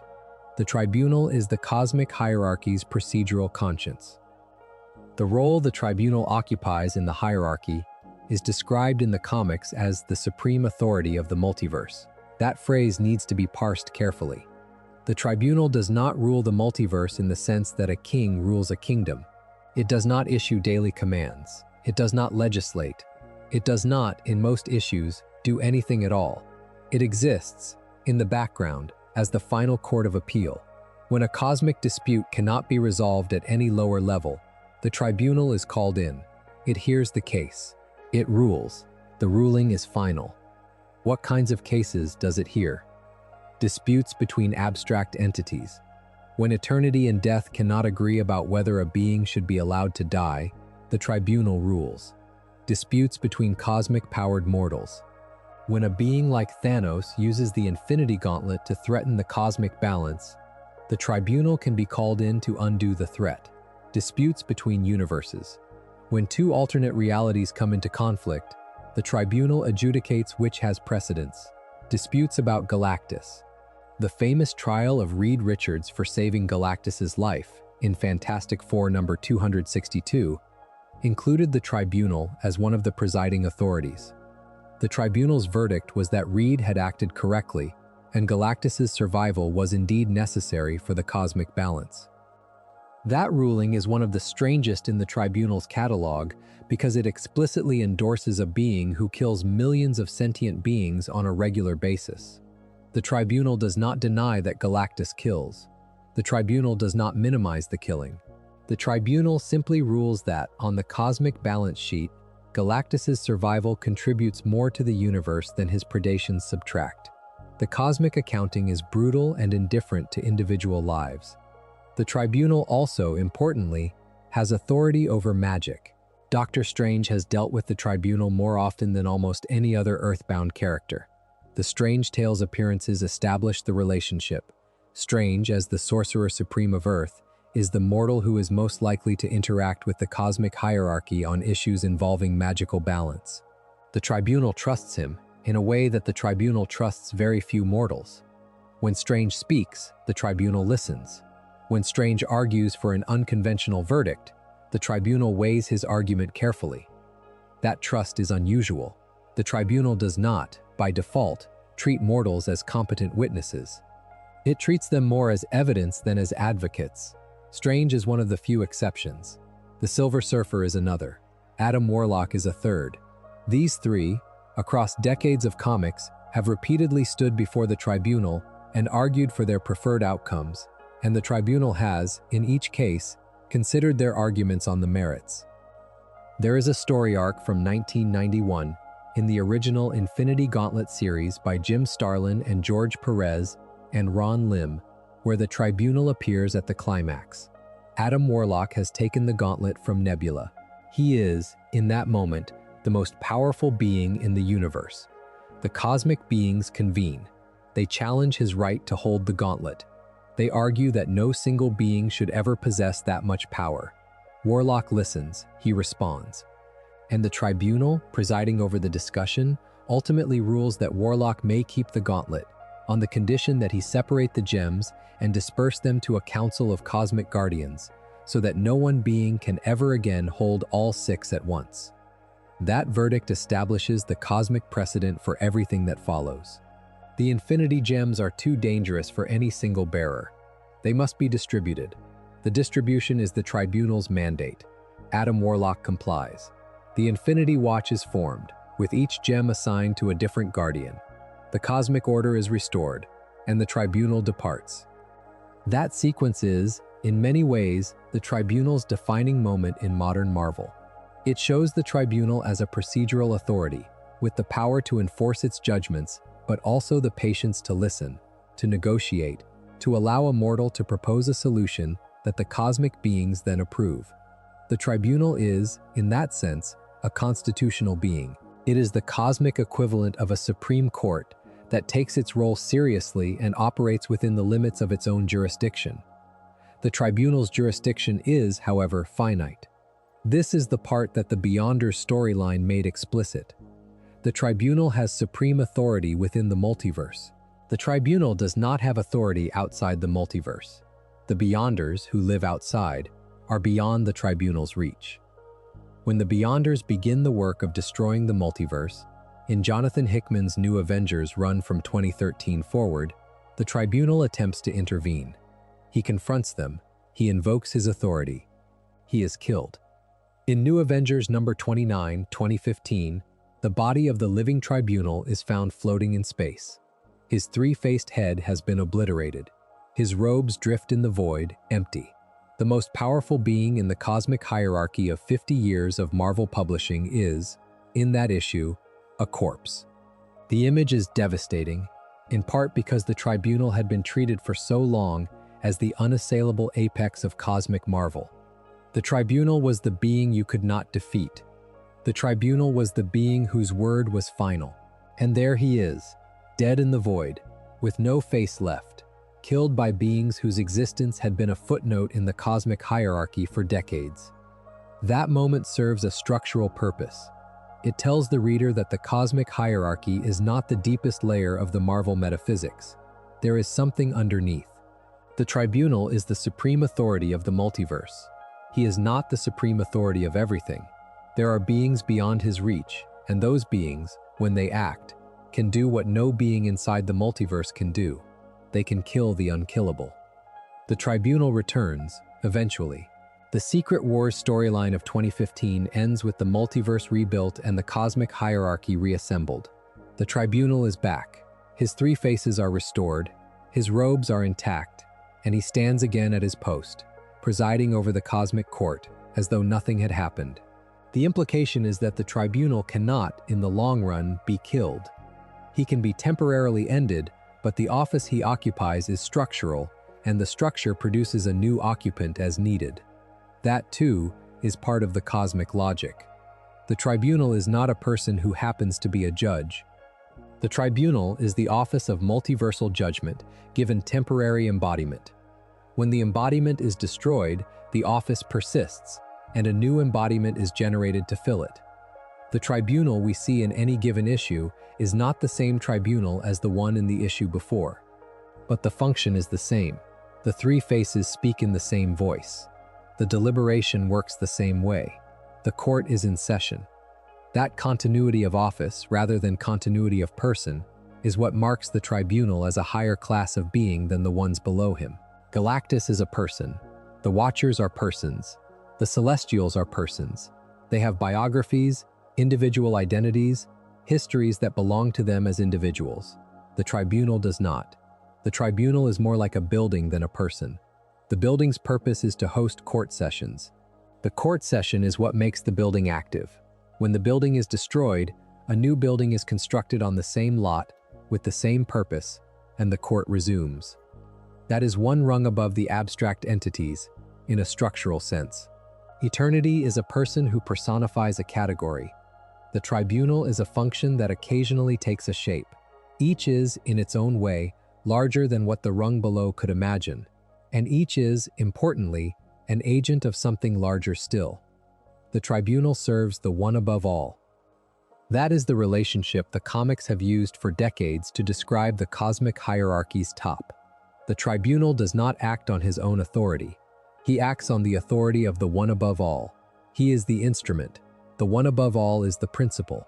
When the Tribunal renders a verdict, the verdict carries the weight of the being above him, and the verdict is final, because nothing inside the multiverse is bigger than the being whose instrument the verdict is. So the next rung of the ladder, the rung above the Tribunal, is the one above all. And the one above all is the strangest being in the entire Marvel cosmic line, because the one above all is, in some readings, not a being at all. It is something else. If the channel has earned a little of your goodwill tonight, the subscribe button is the gentlest way to give it back. In Fantastic Four number 511, May 2004, there is a sequence that the cosmic Marvel community has been talking about ever since it was published. The story is called Hereafter. It is written by Mark Waid. It is drawn by Mike Wieringo. The Thing has died in the previous issue. The remaining members of the Fantastic Four, accompanied by Dr. Doom of all people, trip through heaven to bring the Thing back to life. They cross strange landscapes. They meet figures from their past. They face down obstacles that test their understanding of what death means. And then, in the issue's final pages, they arrive at the source. They walk into a room. The room is, in some way that the comic does not try to draw realistically, a room outside the universe. Inside the room, at a desk, sits a man. The man is older. He has white hair. He is wearing a sweater. He is drawing. The drawing he is producing is, apparently, the comic that the readers are reading. The Fantastic Four approach him. He looks up. He greets them. He is friendly. He talks with them about Ben Grimm. He talks with them about life, about death, about the nature of the work he is doing at the desk. The man, as drawn by Mike Wieringo, is unmistakably Jack Kirby. He looks like Kirby. He talks like Kirby. He is, the comic tells you without quite saying so, the one above all, the supreme creative force of the Marvel Universe. The being who sits at the top of the cosmic hierarchy, above the Living Tribunal, above the abstracts, above everything. And his face is the face of one of the men who, in the actual real world, invented the Marvel Universe. That moment is, in many ways, the cleverest single page in modern Marvel comics. It is also, in its quiet way, one of the most theologically serious things any superhero comic has ever done. Mark Waid is saying, through the comic, that the supreme being of the Marvel Universe is the creative principle behind the Marvel Universe, the author, the cartoonist, the man at the desk, the being who draws and tells the story. The story has the man take a phone call from his collaborator. The collaborator is heavily implied to be Stan Lee. The two of them, the implication runs, made this universe together. The one above all is not a person who lives in the universe. The one above all is the person who makes the universe. The creator and the visual joke, that the creator looks like the actual real-world co-creator, is the whole point. The Marvel cosmic hierarchy, taken to its logical conclusion, ends not in a god, but in an artist. That reveal is one possibility for what the one above all is. The comics have offered other interpretations. The character has been redefined more than once. But the Mark Waid version, the Kirby version, has remained the most influential because it captures something true about how superhero universes actually work. They are made by people. The cosmic hierarchies inside them, the gods and the abstract entities and the multiversal tribunals, are all subordinate, in the final analysis, to the creative decisions of the writers and artists who make them. The cosmic hierarchy, taken seriously, terminates in the page itself. The one above all is the page. That reading is reinforced in later issues. Whenever the one above all has appeared in the comics, the appearance has always been low-key. There is no grand entrance. There is no display of power. There is no battle. The one above all is just present. He speaks softly. He says little. He intervenes rarely, and when he does intervene, the intervention is the smallest possible nudge that produces the necessary outcome. He is not a being who shouts. He is a being who is, in a manner that the comics do not quite explain, just there. The Marvel reference materials put the matter clearly. The one above all is the highest creative force in known existence, the source of all there is, was, and ever will be, more powerful than all creations combined. Normally, the one above all's servant, the Living Tribunal, acts on his behalf as the supreme authority of the multiverse, although the one above all does directly intervene from time to time. As the representative for the one above all, the Living Tribunal has the highest authority in the multiverse. But the one above all itself stands infinitely above the tribunal. Infinitely above. That phrase deserves to be sat with. The cosmic hierarchy, all the way up from the Watchers, is a series of rungs that go up by finite amounts. Galactus is more powerful than a Watcher, but not infinitely more. The Celestials are more powerful than Galactus, but not infinitely more. The Abstracts are more powerful than the Celestials, but not infinitely more. The Tribunal is more powerful than the Abstracts, but not infinitely more. Every rung in the ladder is finite. And then, between the Tribunal and the one above all, the ladder stops being finite. The gap there is not a step. The gap there is everything. That is the structure of the Marvel cosmic hierarchy at its top. There is the Tribunal, who is the supreme authority of the multiverse, and then, infinitely above the Tribunal, is the one above all, who is not a part of the multiverse at all, but the source of it. The Tribunal serves the one above all in the way a particularly skilled bureaucrat serves a head of state. The bureaucrat handles the day-to-day, the head of state shapes the policy. But the head of state, in this metaphor, is not a person who lives in the country. The head of state is the country's existence. The Immortal Hulk series, by Al Ewing and Joe Bennett, ran from 2018 to 2021 and made a major addition to the cosmic story of the one above all. The series introduced a being called the one below all. The one below all appears, in early issues, as the source of the gamma radiation that made the Hulk. He lives, the series suggests, beneath all of existence, in a place called the below place. He is the Hulk's true father in some metaphysical sense. He is the source of green door magic. He is, by his nature, destructive, malevolent, and old. The series builds toward a final revelation across 50 issues. The revelation, when it lands in Immortal Hulk number 50 in 2021, is that the one below all and the one above all are the same being. They are two aspects of a single creator. The one above all builds, the one below all breaks. The breaking is part of the building. The series puts it in plain language. With these hands I build, with other hands I break. I break to build anew. That is the cosmological idea Al Ewing was working with. The supreme being of the Marvel cosmos is not just a creator.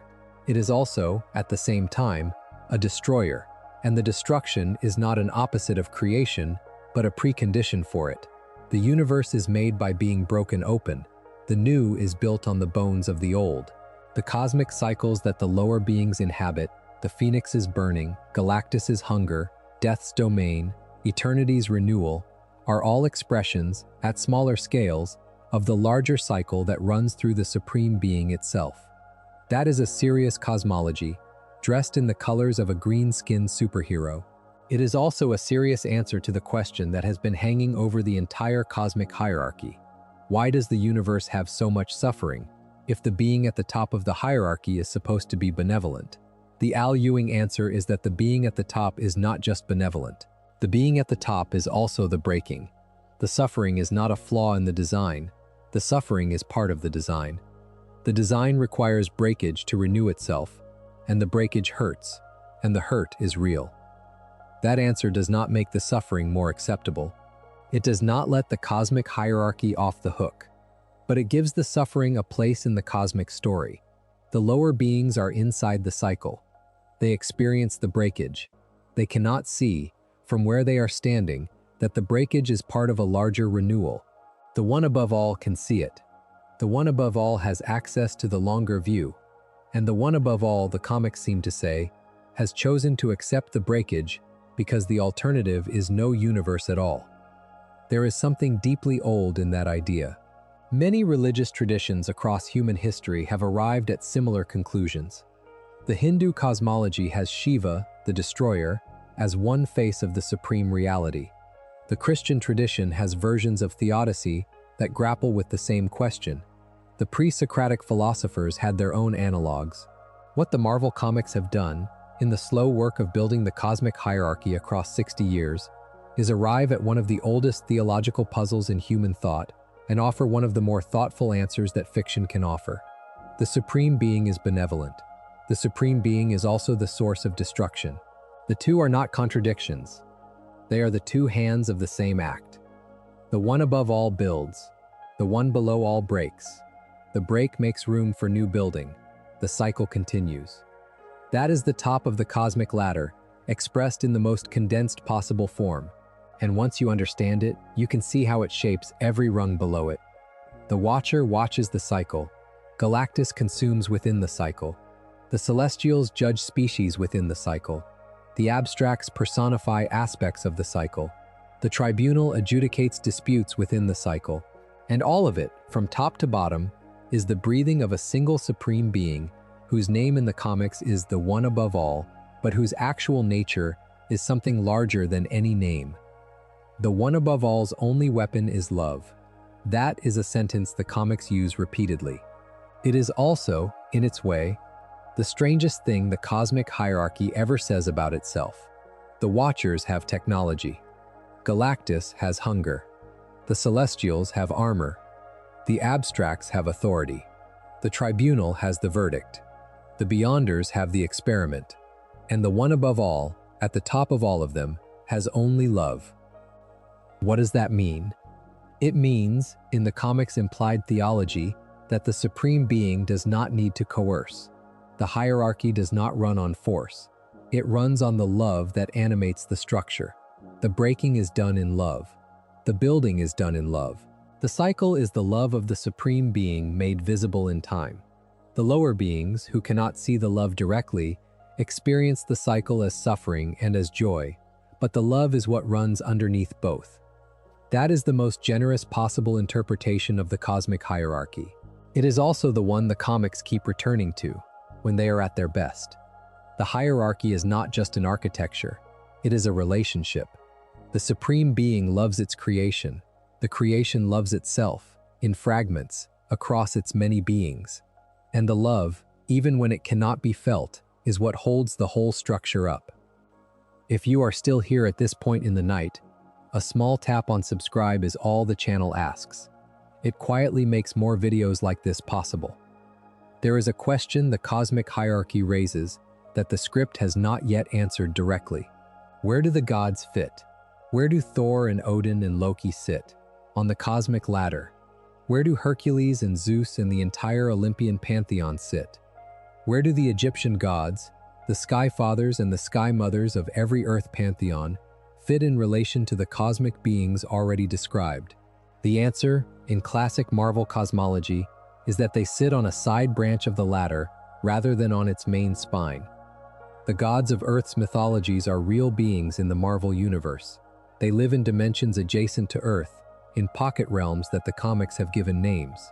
Asgard is the Norse realm, Olympus is the Greek realm, Heliopolis is the Egyptian realm, Tien is the Chinese realm. Each is a self-contained dimension where the gods of that pantheon live, age more slowly than mortals, and occasionally descend to Earth to interact with the species that worships them. The gods are powerful. They are not, individually, on the level of the cosmic beings. They are, in cosmic terms, mid-level. Thor is stronger than a Watcher in a fight, perhaps, but he is not on the scale of Galactus, and he is certainly not on the scale of the Celestials. The gods form their own structure. The Sky Fathers, the ruling deities of each pantheon, periodically gather in a council. Odin sits on the council. Zeus sits on the council. Osiris sits on the council. The Council of Godheads, as it is sometimes called, deliberates on matters that affect their species and their domains. The council does not, however, deliberate on cosmic matters. The cosmic beings outrank them. When a cosmic event threatens the Earth, the Sky Fathers can be involved, but they are involved as participants, not as judges. The judges are higher up. That ranking system has been clarified in several Marvel storylines, most notably in the Walt Simonson run on Thor in the 1980s. Simonson explored the relationship between Asgard and the cosmic hierarchy with care. He established that the Asgardians, like every other pantheon, exist as one expression of a larger cosmic structure. When the Surfer or Galactus arrives, the Asgardians cannot simply ignore the event. They must respond, in their own way, within the limits of their power. They are not the highest beings in the room. They are the highest beings in their own room. The Eternals and the Deviants occupy a related but different position. The Eternals were created by the Celestials, as discussed earlier, as part of their experiments on early Earth life. They are functionally immortal. They have superhuman powers. They live in hidden cities on Earth and on the Moon and elsewhere.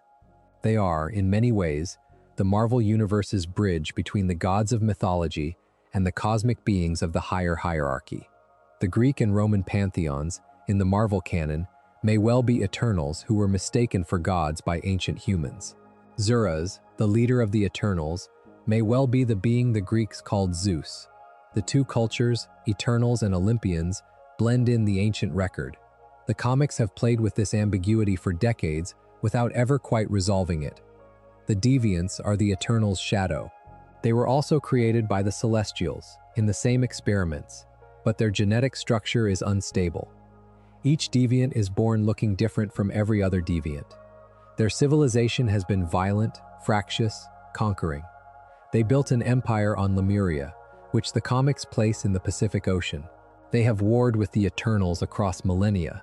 They are, in the cosmic hierarchy, a reminder that the same forces that produce the most beautiful beings also produce the most monstrous ones, and that the line between the two is, in some sense, arbitrary.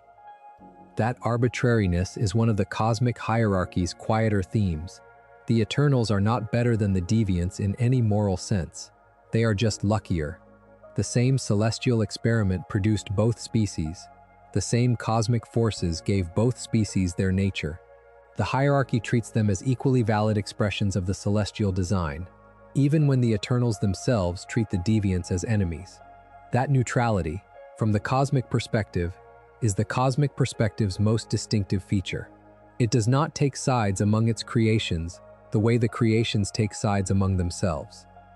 The Inhumans are a third Earth species created by the Kree Empire's experiments on early humans. They are not celestial work directly, but the Kree, who performed the experiments, were themselves shaped by celestial intervention long before they reached Earth. So the Inhumans are, at one remove, also celestial. The cosmic hierarchy's reach extends down through layer after layer of genetic intervention. Most of the species walking around the Marvel galaxy today, including humanity itself, have celestial fingerprints somewhere in their distant past. The cosmic beings are not external to the species they observe. They are inside the genetic record. They are part of who the observers are. That nesting of cosmic influence inside ordinary biology is one of the things the comics do well when they take it seriously. The Marvel cosmic hierarchy is not a set of beings who live somewhere else. It is a set of beings who have been shaping the universe for so long that their work is inside everyone's body. The mutant gene that gives the X-Men their powers is, in some readings, a celestial activation. The cosmic awareness that occasionally manifests in Reed Richards is, in some readings, a celestial inheritance. The cosmic hierarchy is not above the species of the Marvel Universe. It is inside them. That fact reframes the entire question of what the hierarchy is for. It is not just a structure that exists to govern the universe. It is the universe's own self-awareness, distributed across its many beings, expressed at every scale, from the genes in a single cell to the abstract entities who watch the galaxies. The cosmic hierarchy is the universe thinking about itself. Above the Earth pantheons, but below the cosmic beings, sits another category worth mentioning: the Sky Father's allies, the cosmic-powered objects. The power cosmic itself, which Galactus distributes to his heralds, but which exists as a kind of substance, a substance that can be drawn on by other beings if they know how. The various cosmic energies that scattered through the Marvel Universe, including the Phoenix Force, the Power Primordial, the Quantum Bands, the Star Brand, the Captain Universe energy, each of which is its own cosmic principle housed in its own container. The universe has many ways of giving cosmic power to mortals. Each way has its own rules, its own consequences, its own typical wielder. The Power Primordial is the cosmic energy left over from the Big Bang itself. Galactus is, in some readings, its primary inheritor, having absorbed a portion of it at the moment he was reborn into the current cosmos. He distributes pieces of it to his heralds in the form of the Power Cosmic. The Power Cosmic and the Power Primordial are not quite the same thing. The Power Primordial is the raw cosmic energy. The Power Cosmic is the refined, channeled version that Galactus and his heralds wield. The distinction matters in the few stories where the difference is important. The quantum bands are objects that the Quasar character wears. They were originally created by the alien race called the Eons, and they were given to a series of mortal bearers, each of whom became, while wearing them, the protector of the universe, an actual cosmic office. Wendell Vaughn, the current Quasar in most modern stories, holds the bands and the office. He has, at times, sat on the Cosmic Council alongside higher beings. The bands give him access to the quantum fields, which is to say the underlying energy structure of reality. He can manifest that energy as physical force, as light, as flight, as construction. The Star Brand is, by contrast, an earthly cosmic power. It was given to the planet by ancient beings, and it manifests when needed in a chosen mortal, marking them with a star-shaped scar and giving them cosmic-level abilities. It has been held by Kenneth Connell, by various other Earth-bearers across various Marvel imprints. The Star Brand connects Earth specifically to the cosmic hierarchy in a way that no other Earth cosmic object does. It is the Earth's representative in the cosmic court, in a sense, given to the planet by the cosmic beings as a recognition that this particular world is important enough to warrant its own cosmic ambassador. The Captain Universe power is the most universally distributed of these. It is the Uni-Power, the cosmic energy that grants the powers of Captain Universe to anyone in the universe who needs them in a given moment. It has been bestowed on dozens of characters across decades of comics, including ordinary humans, ordinary villains, and even, in one famous story, on Spider-Man. The Uni-Power is the universe's emergency response system.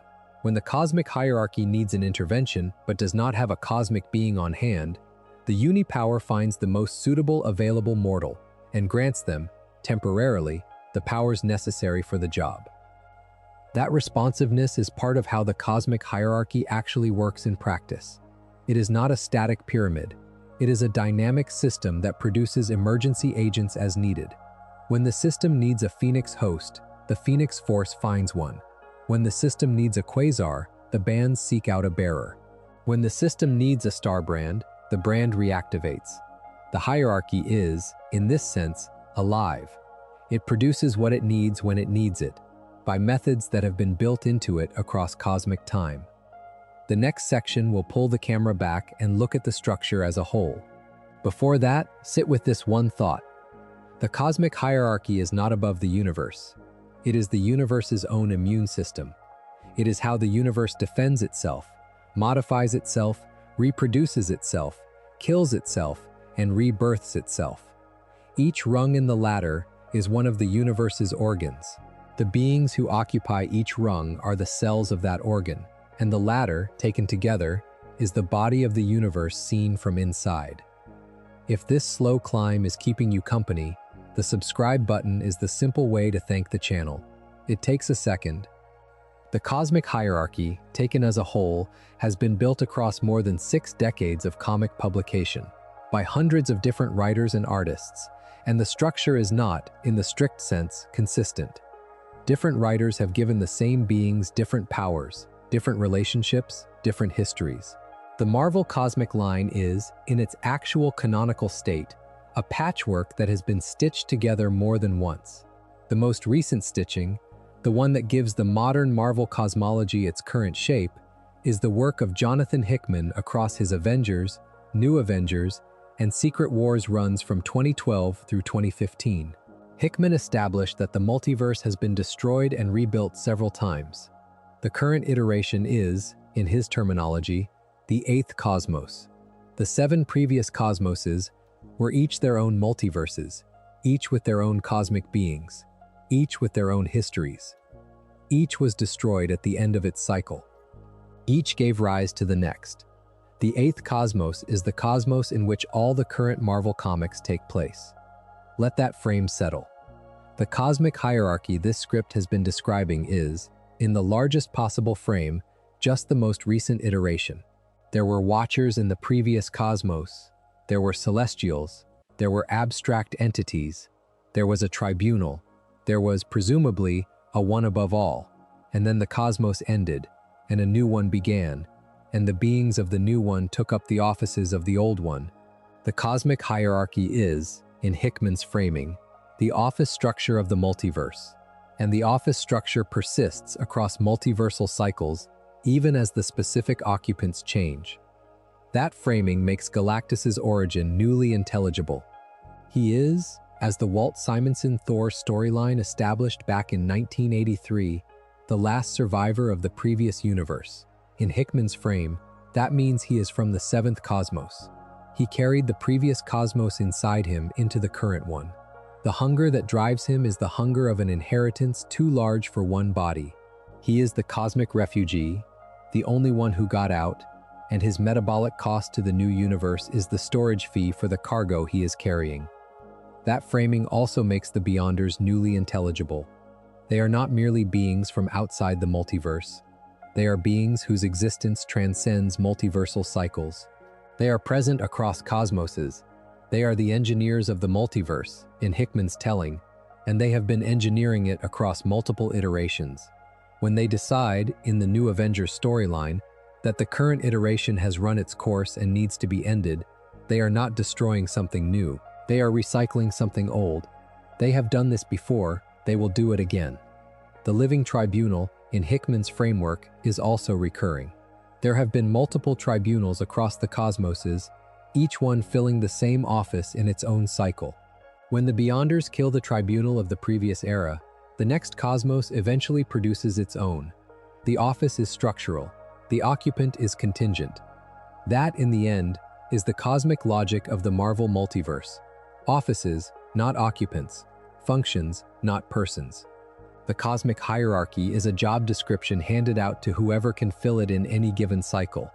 The persons change. The structure persists. And the structure persists because something underneath the multiverse, perhaps the one above all, perhaps something else, keeps producing new occupants when the old ones are removed. That recurrence is part of why the hierarchy feels stable even when its members die.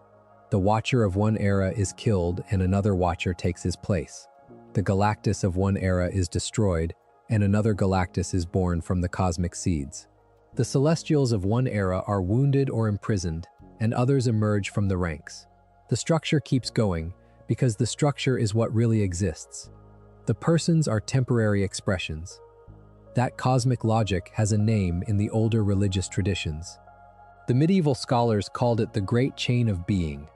The idea was that reality is structured as a hierarchy, with each rung occupied by a class of beings whose nature suits that rung, and with each rung connected to the rungs above and below by some kind of necessary relationship. The chain extended from God at the top, down through the angels and the saints and the humans and the animals and the plants and the minerals, to the empty void at the bottom. Each rung was a class. Each occupant was an instance of the class. The structure was eternal. The instances came and went. The Marvel cosmic hierarchy is, in many ways, an unconscious reinvention of the great chain of being. It uses different language. It has different occupants. It is decorated with capes and helmets and power cosmic. But the underlying structure is the same. It is a hierarchy of classes, with each class given a function, and each function defining a way of being in the universe. The Watcher's function is to observe. Galactus's function is to consume. The Celestial's function is to judge. The Abstract's function is to embody. The Tribunal's function is to adjudicate. The One Above All's function is to be. And once you see the cosmic hierarchy as a chain of being, the strangeness of the Marvel cosmic stories falls into place. The stories are not just superhero stories. They are explorations, at superhero scale, of an old metaphysical idea. What is the universe made of? What kinds of beings exist in it? How do those beings relate to each other? What sits at the top? What sits at the bottom? How do the rungs connect? The comics have answered these questions over and over, in different combinations, across decades.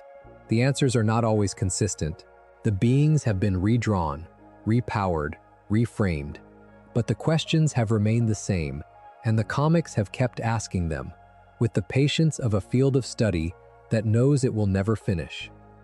That patience is what gives the cosmic hierarchy its weight. The hierarchy is not a single writer's idea. It is the accumulated thought of dozens of writers and artists across more than 6 decades, each one adding a rung or modifying an existing rung, or proposing a connection between 2 rungs that no one had previously noticed. Stan Lee and Jack Kirby started it. Steve Ditko added to it. Jim Starlin built much of its middle. Walt Simonson explored its lower reaches. Jonathan Hickman rebuilt its frame. Al Ewing reframed its top. The cosmic hierarchy is a collaborative cathedral, built by hands that did not always know what the other hands were building, and the cathedral, somehow, stands. It stands because it is built on a coherent intuition, even when the details disagree.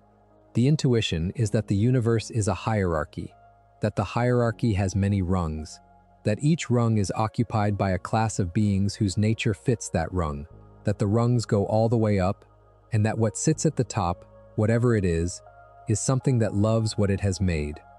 That is the cosmic hierarchy in a single sentence. It is also the answer to the question this video opened with. What sits at the top of the universe? What sits at the top of the thing that sits at the top of the universe? The answer is that, at the very top, there is a being whose only weapon is love, and the being's love is what holds every rung below it in place. That is the structure. That is the architecture. That is the cosmic ladder, all the way up. Before the closing, sit one more moment with what this has been.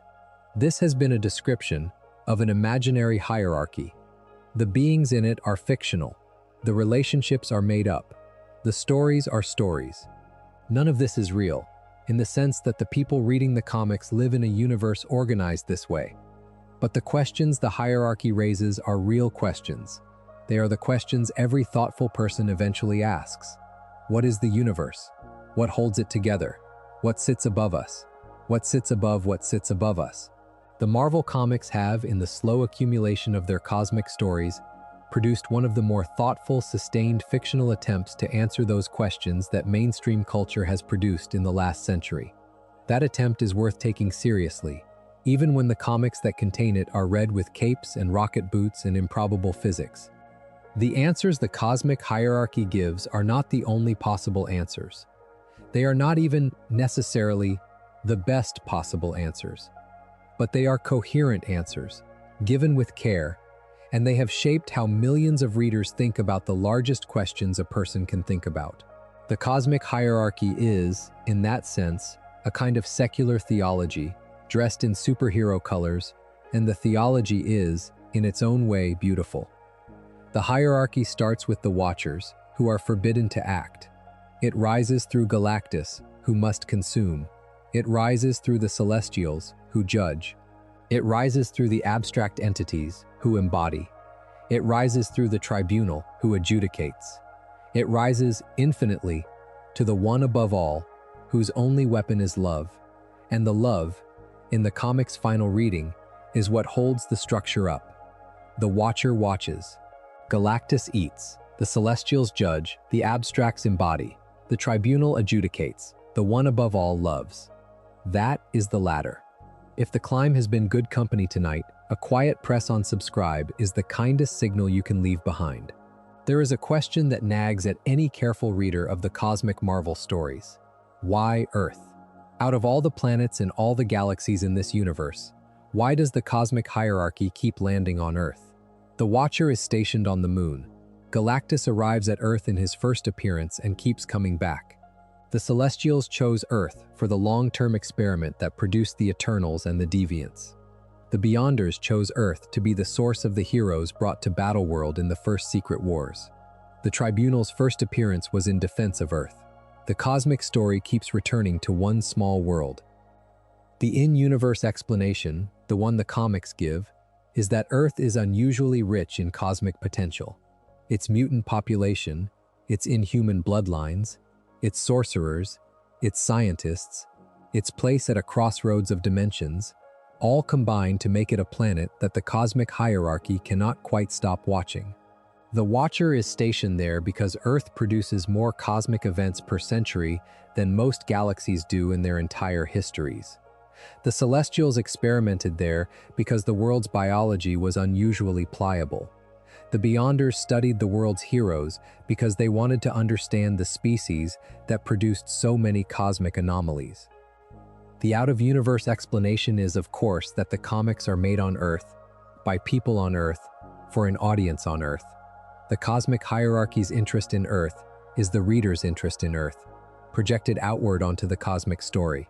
The Marvel Universe is, in the final analysis, an Earth-centric mythology, and the cosmic beings who notice Earth are noticing Earth because that is what the readers want them to notice.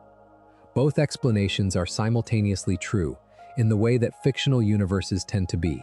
The in-universe truth and the out-of-universe truth coexist, and the cosmic hierarchy is shaped by both. The cosmic beings come to Earth because the comics need them to. The comics need them to because the readers want to see them. The readers want to see them because the cosmic stories are at their most affecting when they touch down on a world the readers recognize. That recognition is the engine of the cosmic story's emotional impact. Galactus eating an empty planet on the other side of the galaxy is a paragraph in a textbook. Galactus arriving over New York is an event. The cosmic hierarchy's power, as fiction, comes from its willingness to drop down to ground level and let the immense beings interact with the small ones. The Watcher does not stay on the moon. He shows up in the Baxter Building. Galactus does not feed in the void. He stands above Manhattan. The Celestials do not stay in deep space. They land in cities. The Tribunal does not adjudicate from a distant court. He arrives in a back alley where Doctor Strange is trying to defend a small group of people. The cosmic hierarchy descends, in story after story, to the human scale. That descent is what makes the hierarchy meaningful as drama. Without it, the cosmic beings would just be background. With it, they are characters whose enormous concerns touch the small ones in ways the readers can feel. The Marvel Cinematic Universe has been working through this descent in its own way over the past 15 years. The films and television series have been slowly introducing the cosmic hierarchy to the mass audience that had never read the comics. The Watcher arrived in the animated series What If in 2021, voiced by Jeffrey Wright, and his vow and his eventual breaking of it were given the same emotional weight that the original comics gave them. The Celestials arrived in the 2021 film Eternals, with Arishem appearing as exactly what the comics had described him as, a giant in armor whose voice fills the space inside the mind. Eternity appeared briefly at the end of Thor: Love and Thunder in 2022, granting a wish to Thor's character at the climax of the film. The Living Tribunal, by most accounts, made his first quiet appearance in Doctor Strange in the Multiverse of Madness in 2022. Glimpsed as a row of three-faced statues that Doctor Strange and America Chavez pass during their fall through the multiverse. The cosmic hierarchy is, slowly, becoming part of the wider Marvel cultural conversation. Audiences who would never have picked up an issue of Fantastic Four from 1967 are now familiar with the names. They know who Galactus is, even if they have not read the original comics. They know who the Celestials are. They know, vaguely, that there is a living tribunal and that he is important. The cosmic hierarchy is leaking into the broader culture, and the leaking is, as much as anything else, a tribute to the durability of the structure that Stan Lee and Jack Kirby and Steve Ditko and Jim Starlin and Walt Simonson and Jonathan Hickman and Al Ewing and the others have built across 6 decades. That durability is worth one more reflection. Most superhero universes do not have cosmic hierarchies of the depth and consistency of the Marvel one. The DC universe has its own pantheon, its own endless, its own new gods, its own source, and these are wonderful in their own right, but they are not organized into a single coherent ladder in the same way. The Image universe has cosmic beings, but they are scattered. The Valiant universe has them, but they are sparse. Marvel is almost alone in mainstream American superhero comics, in having built a cosmic hierarchy that the reader can climb from the bottom to the top in a single sustained reading and find, at every rung, beings whose function fits the rung and whose existence connects to the rungs above and below. That construction is one of the great achievements of mainstream American superhero comics as a form. It is not, perhaps, what the form is best known for. The form is best known for individual characters, for iconic costumes, for fight scenes. But underneath the costumes and the fight scenes, the form has produced a sustained piece of cosmic world-building that rewards careful reading the way a good philosophical novel does. The cosmic hierarchy is the Marvel Universe's quietest masterpiece. That masterpiece keeps growing. New writers add to it. New artists draw new beings into it. New storylines test its assumptions. The 8th cosmos is not the end. Whatever comes after, whatever 9th cosmos eventually arrives, the cosmic hierarchy will be there, in whatever shape the new writers give it, with whatever new occupants the new offices require. The structure persists. That persistence is, in the final analysis, what makes the cosmic hierarchy a comforting thing to contemplate before sleep. It is enormous. It is intricate. It is older than any reader who picks up a comic. It will outlast any reader who picks up a comic. It does not need the reader. The reader can drift in and out of it without disturbing it. The Watcher will still watch. Galactus will still hunger. The Celestials will still judge. The Tribunal will still adjudicate. The One Above All will still build, and break to build anew, and the building will continue regardless of whether anyone is awake to notice. That is one of the deepest pleasures of the cosmic hierarchy as a piece of fiction. It is a world that does not need you. You can step into it and find it busy with its own enormous business. You can step out of it and trust that the business continues. The Watcher is still there. He is observing some other world, in some other galaxy, where some other species is having some other crisis. He will be observing when you wake up. He will be observing when you sleep again. He has been observing for as long as the comics have been printed, and he will be observing for as long as they continue. If you have drifted this far with me, a small tap on subscribe lets the channel keep producing slow stories like this. There is one more rung worth pausing on before the close. It is not a rung exactly. It is more like the floor underneath the lowest rung, the floor that the entire ladder is sitting on. That floor is, in the language of the comics, the multiverse itself, considered not as a setting but as a substrate. The multiverse is what the cosmic hierarchy exists inside of. It is the room. The rooms have walls. The walls, when they fail, allow for incursions. The incursions, in the Hickman storyline, are what kill the multiverse. The multiverse, in the modern Marvel framework, consists of a primary universe, the one numbered Earth 616, alongside countless alternate Earths and alternate realities. Each Earth has a number. The numbering system is not entirely consistent across writers, but the system exists. Earth 616 is the primary. The Marvel Cinematic Universe, by most accounts, was originally tagged as Earth 199999, though more recent stories have folded that designation into the broader 1616 branch. The Marvel 2099 future has its own designation. The Spider-Ham cartoon Animal Reality has its own designation. The Old Man Logan Wasteland has its own designation. The list goes on for thousands of entries. The cosmic hierarchy applies across all these Earths. In some readings, the Living Tribunal's jurisdiction covers all of them. Galactus, in his most powerful incarnations, can travel between them. The Watchers are stationed across many of them. The cosmic hierarchy is, in this sense, multiversal. It does not stop at the border of one Earth. It applies to the entire structure of realities.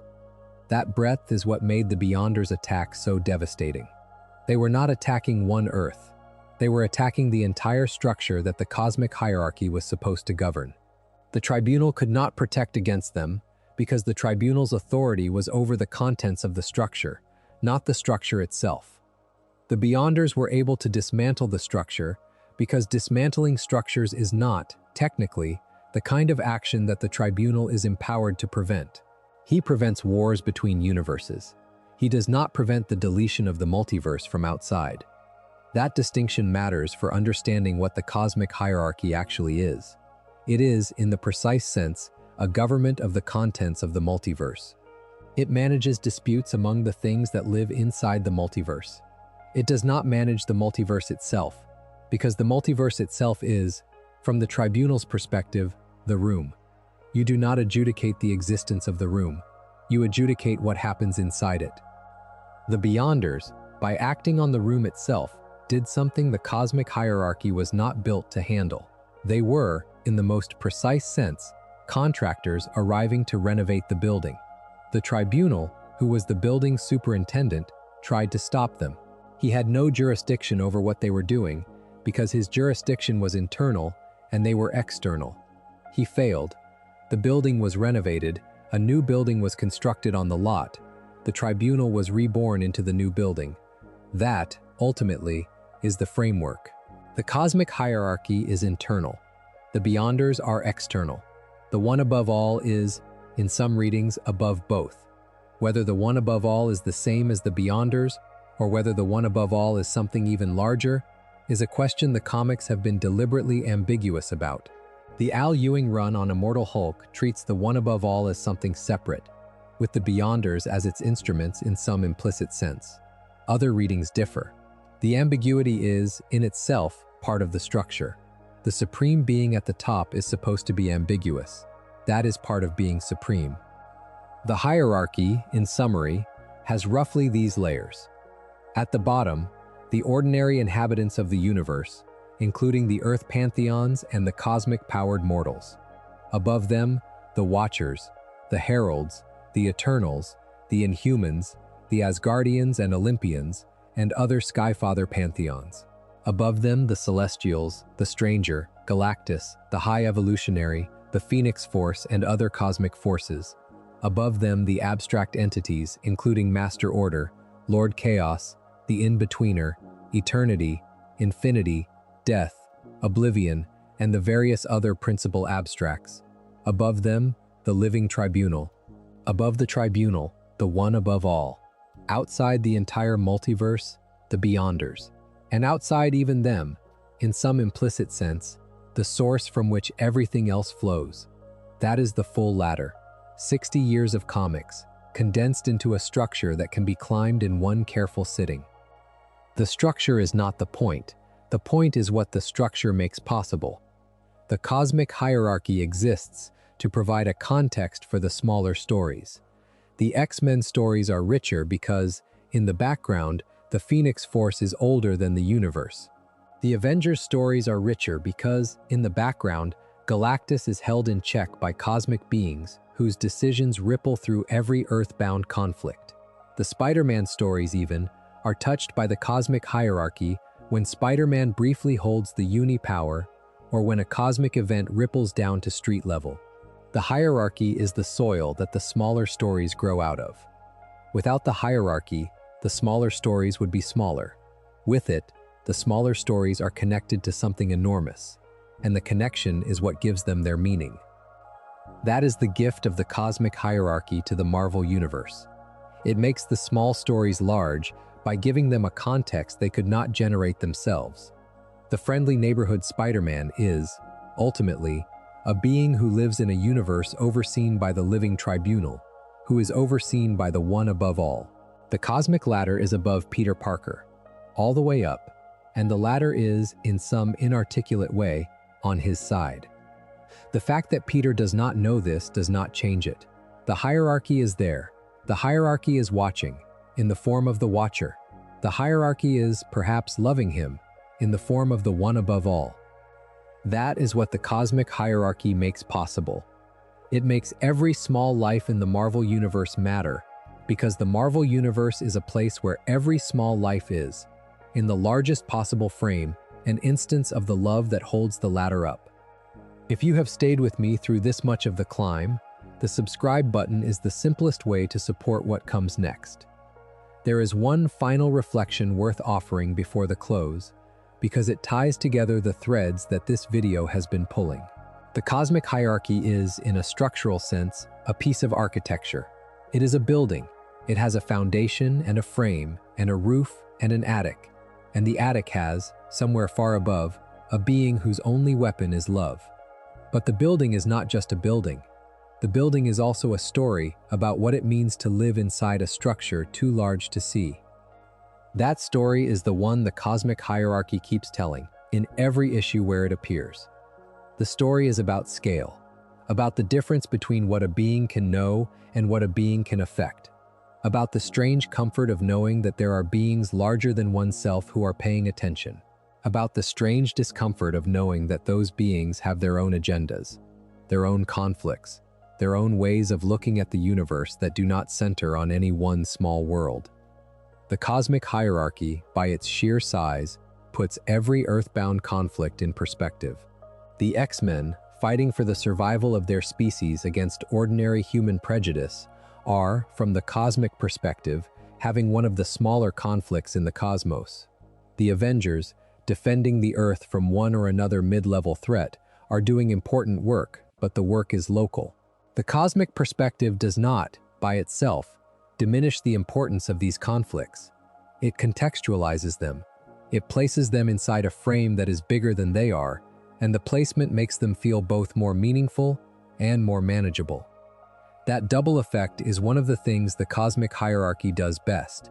It makes the small stories matter more, because the small stories are connected to something enormous. It also makes the small stories matter less, in a useful way, because the small stories are not the whole universe. The hierarchy keeps perspective alive. It reminds the reader, in every issue where it appears, that the world is larger than any one crisis. There is a kind of medicine in that reminder. People who feel overwhelmed by their own lives can find, in the contemplation of the cosmic hierarchy, a temporary loosening of the grip that their immediate concerns have on them. The cosmic beings are not, by themselves, comforting. They are too strange. But the existence of the cosmic beings is comforting, because it implies that the universe is not made of only the things you can see from your own window. There is more. There are larger structures. There are larger beings. There are larger questions. And the larger questions are being asked, somewhere, by beings whose minds are big enough to hold them. That is part of why the cosmic hierarchy makes such good sleep content. It is large, it is slow, it is, in its way, peaceful. The cosmic beings do not panic. They do not rush. They do not need to. They have always existed. They will always exist. They are above the kinds of urgency that drive the human characters in the comics. And the absence of urgency in the cosmic frame is, for a reader trying to fall asleep, a balm. The Watcher does not need to do anything tonight. He is watching. He will watch tomorrow. He will watch in 1,000,000 years. The watching is what he is. He is not stressed about it. He is, in his vast, bald-headed way, at peace with his job, and the peace radiates outward through every scene he is in. Galactus does not, in the cosmic moment, need to eat. He has eaten. He will eat. The hunger is constant, but the hunger is not panicked. He is enormous and slow, and his decisions take years to arrive at. He does not, in any individual scene, give off the energy of a rushed being. He gives off the energy of a mountain that occasionally moves. The Celestials do not rush. Their judgments take millions of years. A species can be observed for an entire geological epoch before the Celestials decide what to do about it. The patience of the Celestials is unnatural by human standards. By cosmic standards, it is normal. The cosmic perspective operates on timescales that the human body cannot fully appreciate, and the comics, when they manage to convey that timescale, give the reader a temporary glimpse of what it would feel like to be that patient. The abstracts do not rush. They are categories. Categories do not rush. They simply are. The tribunal does not rush. He deliberates. He listens to all sides. He weighs equity against necessity, against vengeance. He takes the time the deliberation requires. He is not, in any scene where he appears, hurrying through the process. The one above all does not rush. He builds, he breaks, he builds again. The cycle is slow and continuous, and he is, by all available evidence, perfectly comfortable inside it. The whole cosmic hierarchy, taken together, runs on slow time. The pace is glacial. The decisions are weighty. The conversations are long. The beings involved are old enough to have outlived empires that nobody alive can remember. And for a reader trying to slow down their own breathing, trying to slow down their own racing thoughts, trying to drift into the kind of sleep that the body needs, the cosmic pace is exactly the pace the body wants to match. That is the structural reason these stories make good company at night. They are not exciting in the way an action sequence is exciting. They are calm. They are vast. They take their time, and the time they take is the time that a tired body wants to settle into. Beyond the calming pace, there is also the simple fact that the cosmic hierarchy is, in a sense, the universe taking care of itself. The hierarchy exists to manage cosmic concerns so that the smaller beings do not have to. The Living Tribunal handles multiversal disputes. The abstracts handle the categories of existence. Galactus and the Celestials and the Watchers handle the events that no single hero could affect. The cosmic hierarchy is, in the deepest sense, the universe's adults in the room.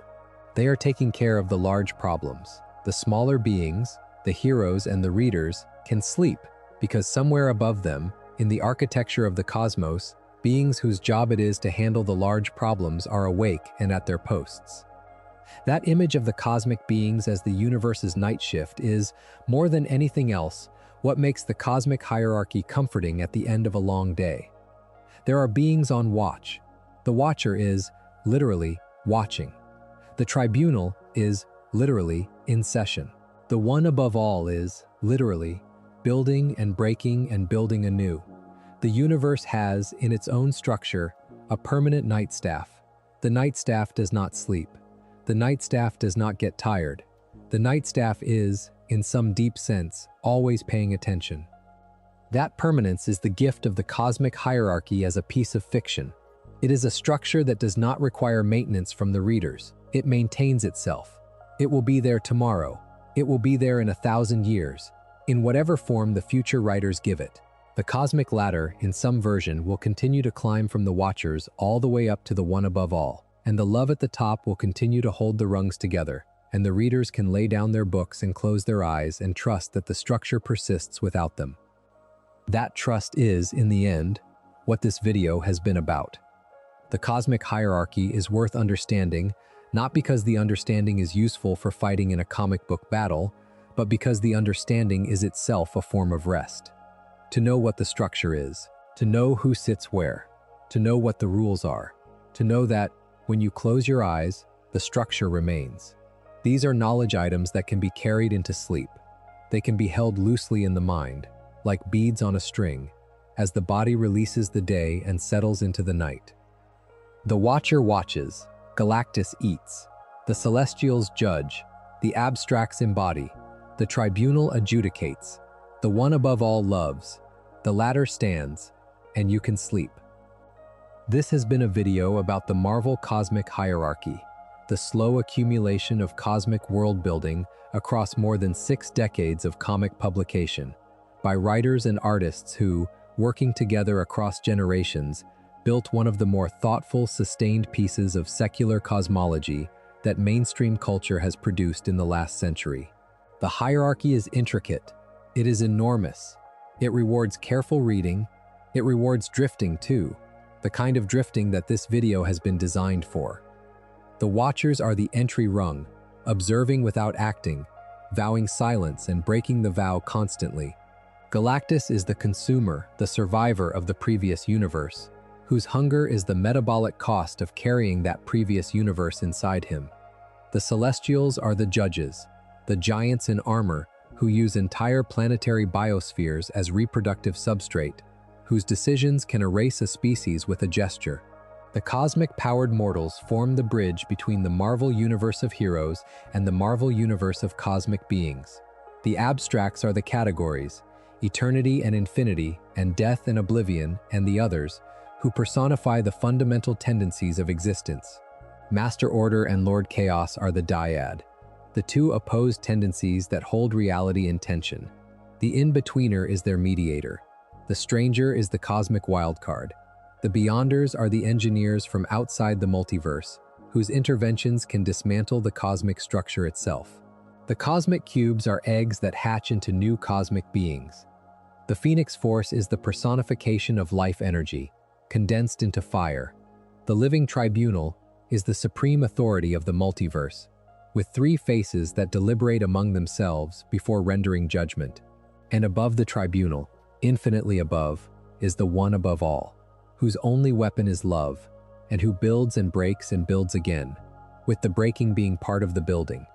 That is the full ladder, from the Watcher on the moon all the way up to the artist at the desk in the room outside the universe. From the lowest rung to the highest, 60 years of comic book history, condensed into a structure that the mind can hold. The structure is not the whole of cosmic marvel. There are characters and storylines and entities that this video could not cover in the time available. There is the High Evolutionary, the cosmic scientist whose experiments produced Adam Warlock and countless other genetic anomalies. There is Mephisto, the Marvel Devil, whose place in the cosmic hierarchy is complicated and whose schemes have driven dozens of cosmic storylines. There is Dormammu and the Dark Dimension beings, the rulers of pocket realms that connect to the Marvel main reality through magical gates. There is the Power Cosmic in all its variants, the quantum bands, the star brand, the cosmic cubes that have yet to hatch. There is the multiverse itself, with its incursions and its rebirths, and its 8 successive cosmoses. There is, in short, more than any single video could cover, and more than this video has attempted. But what has been covered is the spine, the central ladder, the rungs that matter most for understanding the structure as a whole. And the spine, understood, supports everything else that grows on it. If you have made it this far, the cosmic hierarchy is, by now, a structure you can hold in your mind. You can picture the Watcher on the moon. You can picture Galactus standing above Manhattan. You can picture the Celestials descending from the sky. You can picture the abstracts and the tribunal and the one above all. You can hold the ladder in its full length in your head, and the ladder is enough. The ladder will be there tomorrow. The ladder will hold. There is one image to close on. It is an image from late in the Walt Simonson run on Thor in the 1980s. The image is of Galactus standing in deep space, looking out at the stars. The Silver Surfer is with him, on his board, hovering nearby. Neither of them is speaking. The art holds on the two of them for a full page. Galactus is enormous. The Surfer is small. The stars behind them are countless.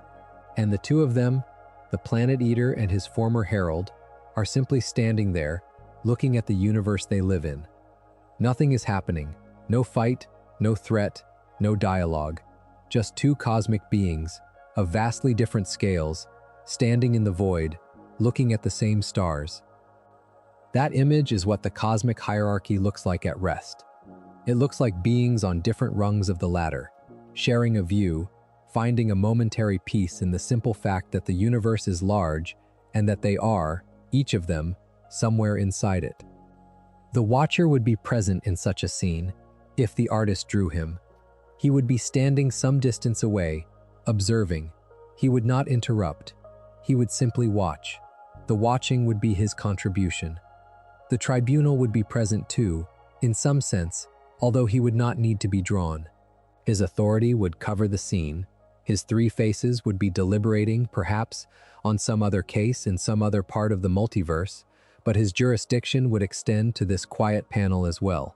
He would not need to render a verdict, because no dispute is happening, but he would be available if a dispute arose. The one above all would be the page itself, the paper on which the image is printed, the hand that drew the image, the being whose creative act is the existence of the image. The one above all is present in every comic in the same way, as the medium itself, as the act of making.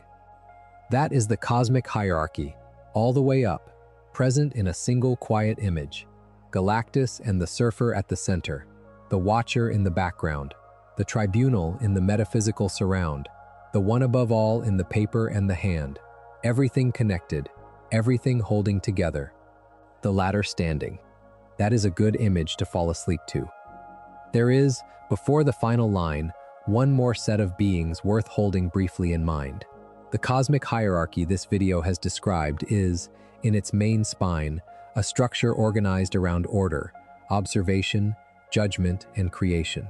There is also, alongside this main spine, a parallel structure organized around the opposite tendencies, the structure of the dark dimensions, the hells, the underworlds, the realms of corruption that mirror, on the other side of the cosmic axis, the realms of light that the abstracts and the tribunal and the one above all represent.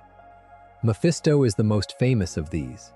He first appeared in Silver Surfer number 3, December 1968, by Stan Lee and John Buscema, and from his first appearance, he was positioned as the Marvel Universe's stand-in for the devil.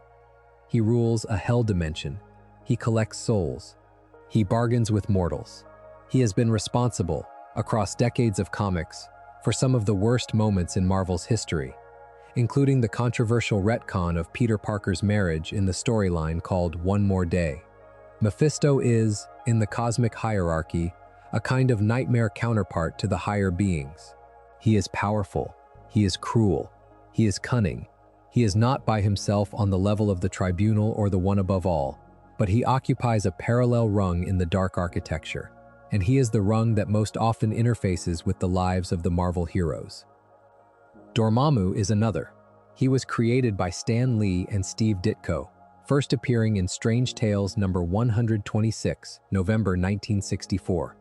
He rules the dark dimension, a vast pocket reality where his presence has overwhelmed all other forces. He is a powerful magical being, a Faltine in origin whose body is made of mystical flame. He has fought Doctor Strange repeatedly across decades of comics. He is, in the cosmic hierarchy, the dark mirror of the magical authorities that Strange represents. Where the Living Tribunal enforces multiversal balance, Dormammu seeks to consume universes. Where the Vishanti, the three benevolent magical entities who lend their power to Strange, work for cosmic order, Dormammu works for cosmic conquest. The Faltine, the Vishanti, the various mystical pantheons that populate Marvel's magical cosmology are not exactly the same as the cosmic beings described earlier.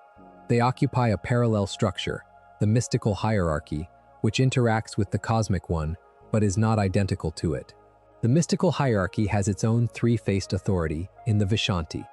It has its own cosmic court in the various magical councils.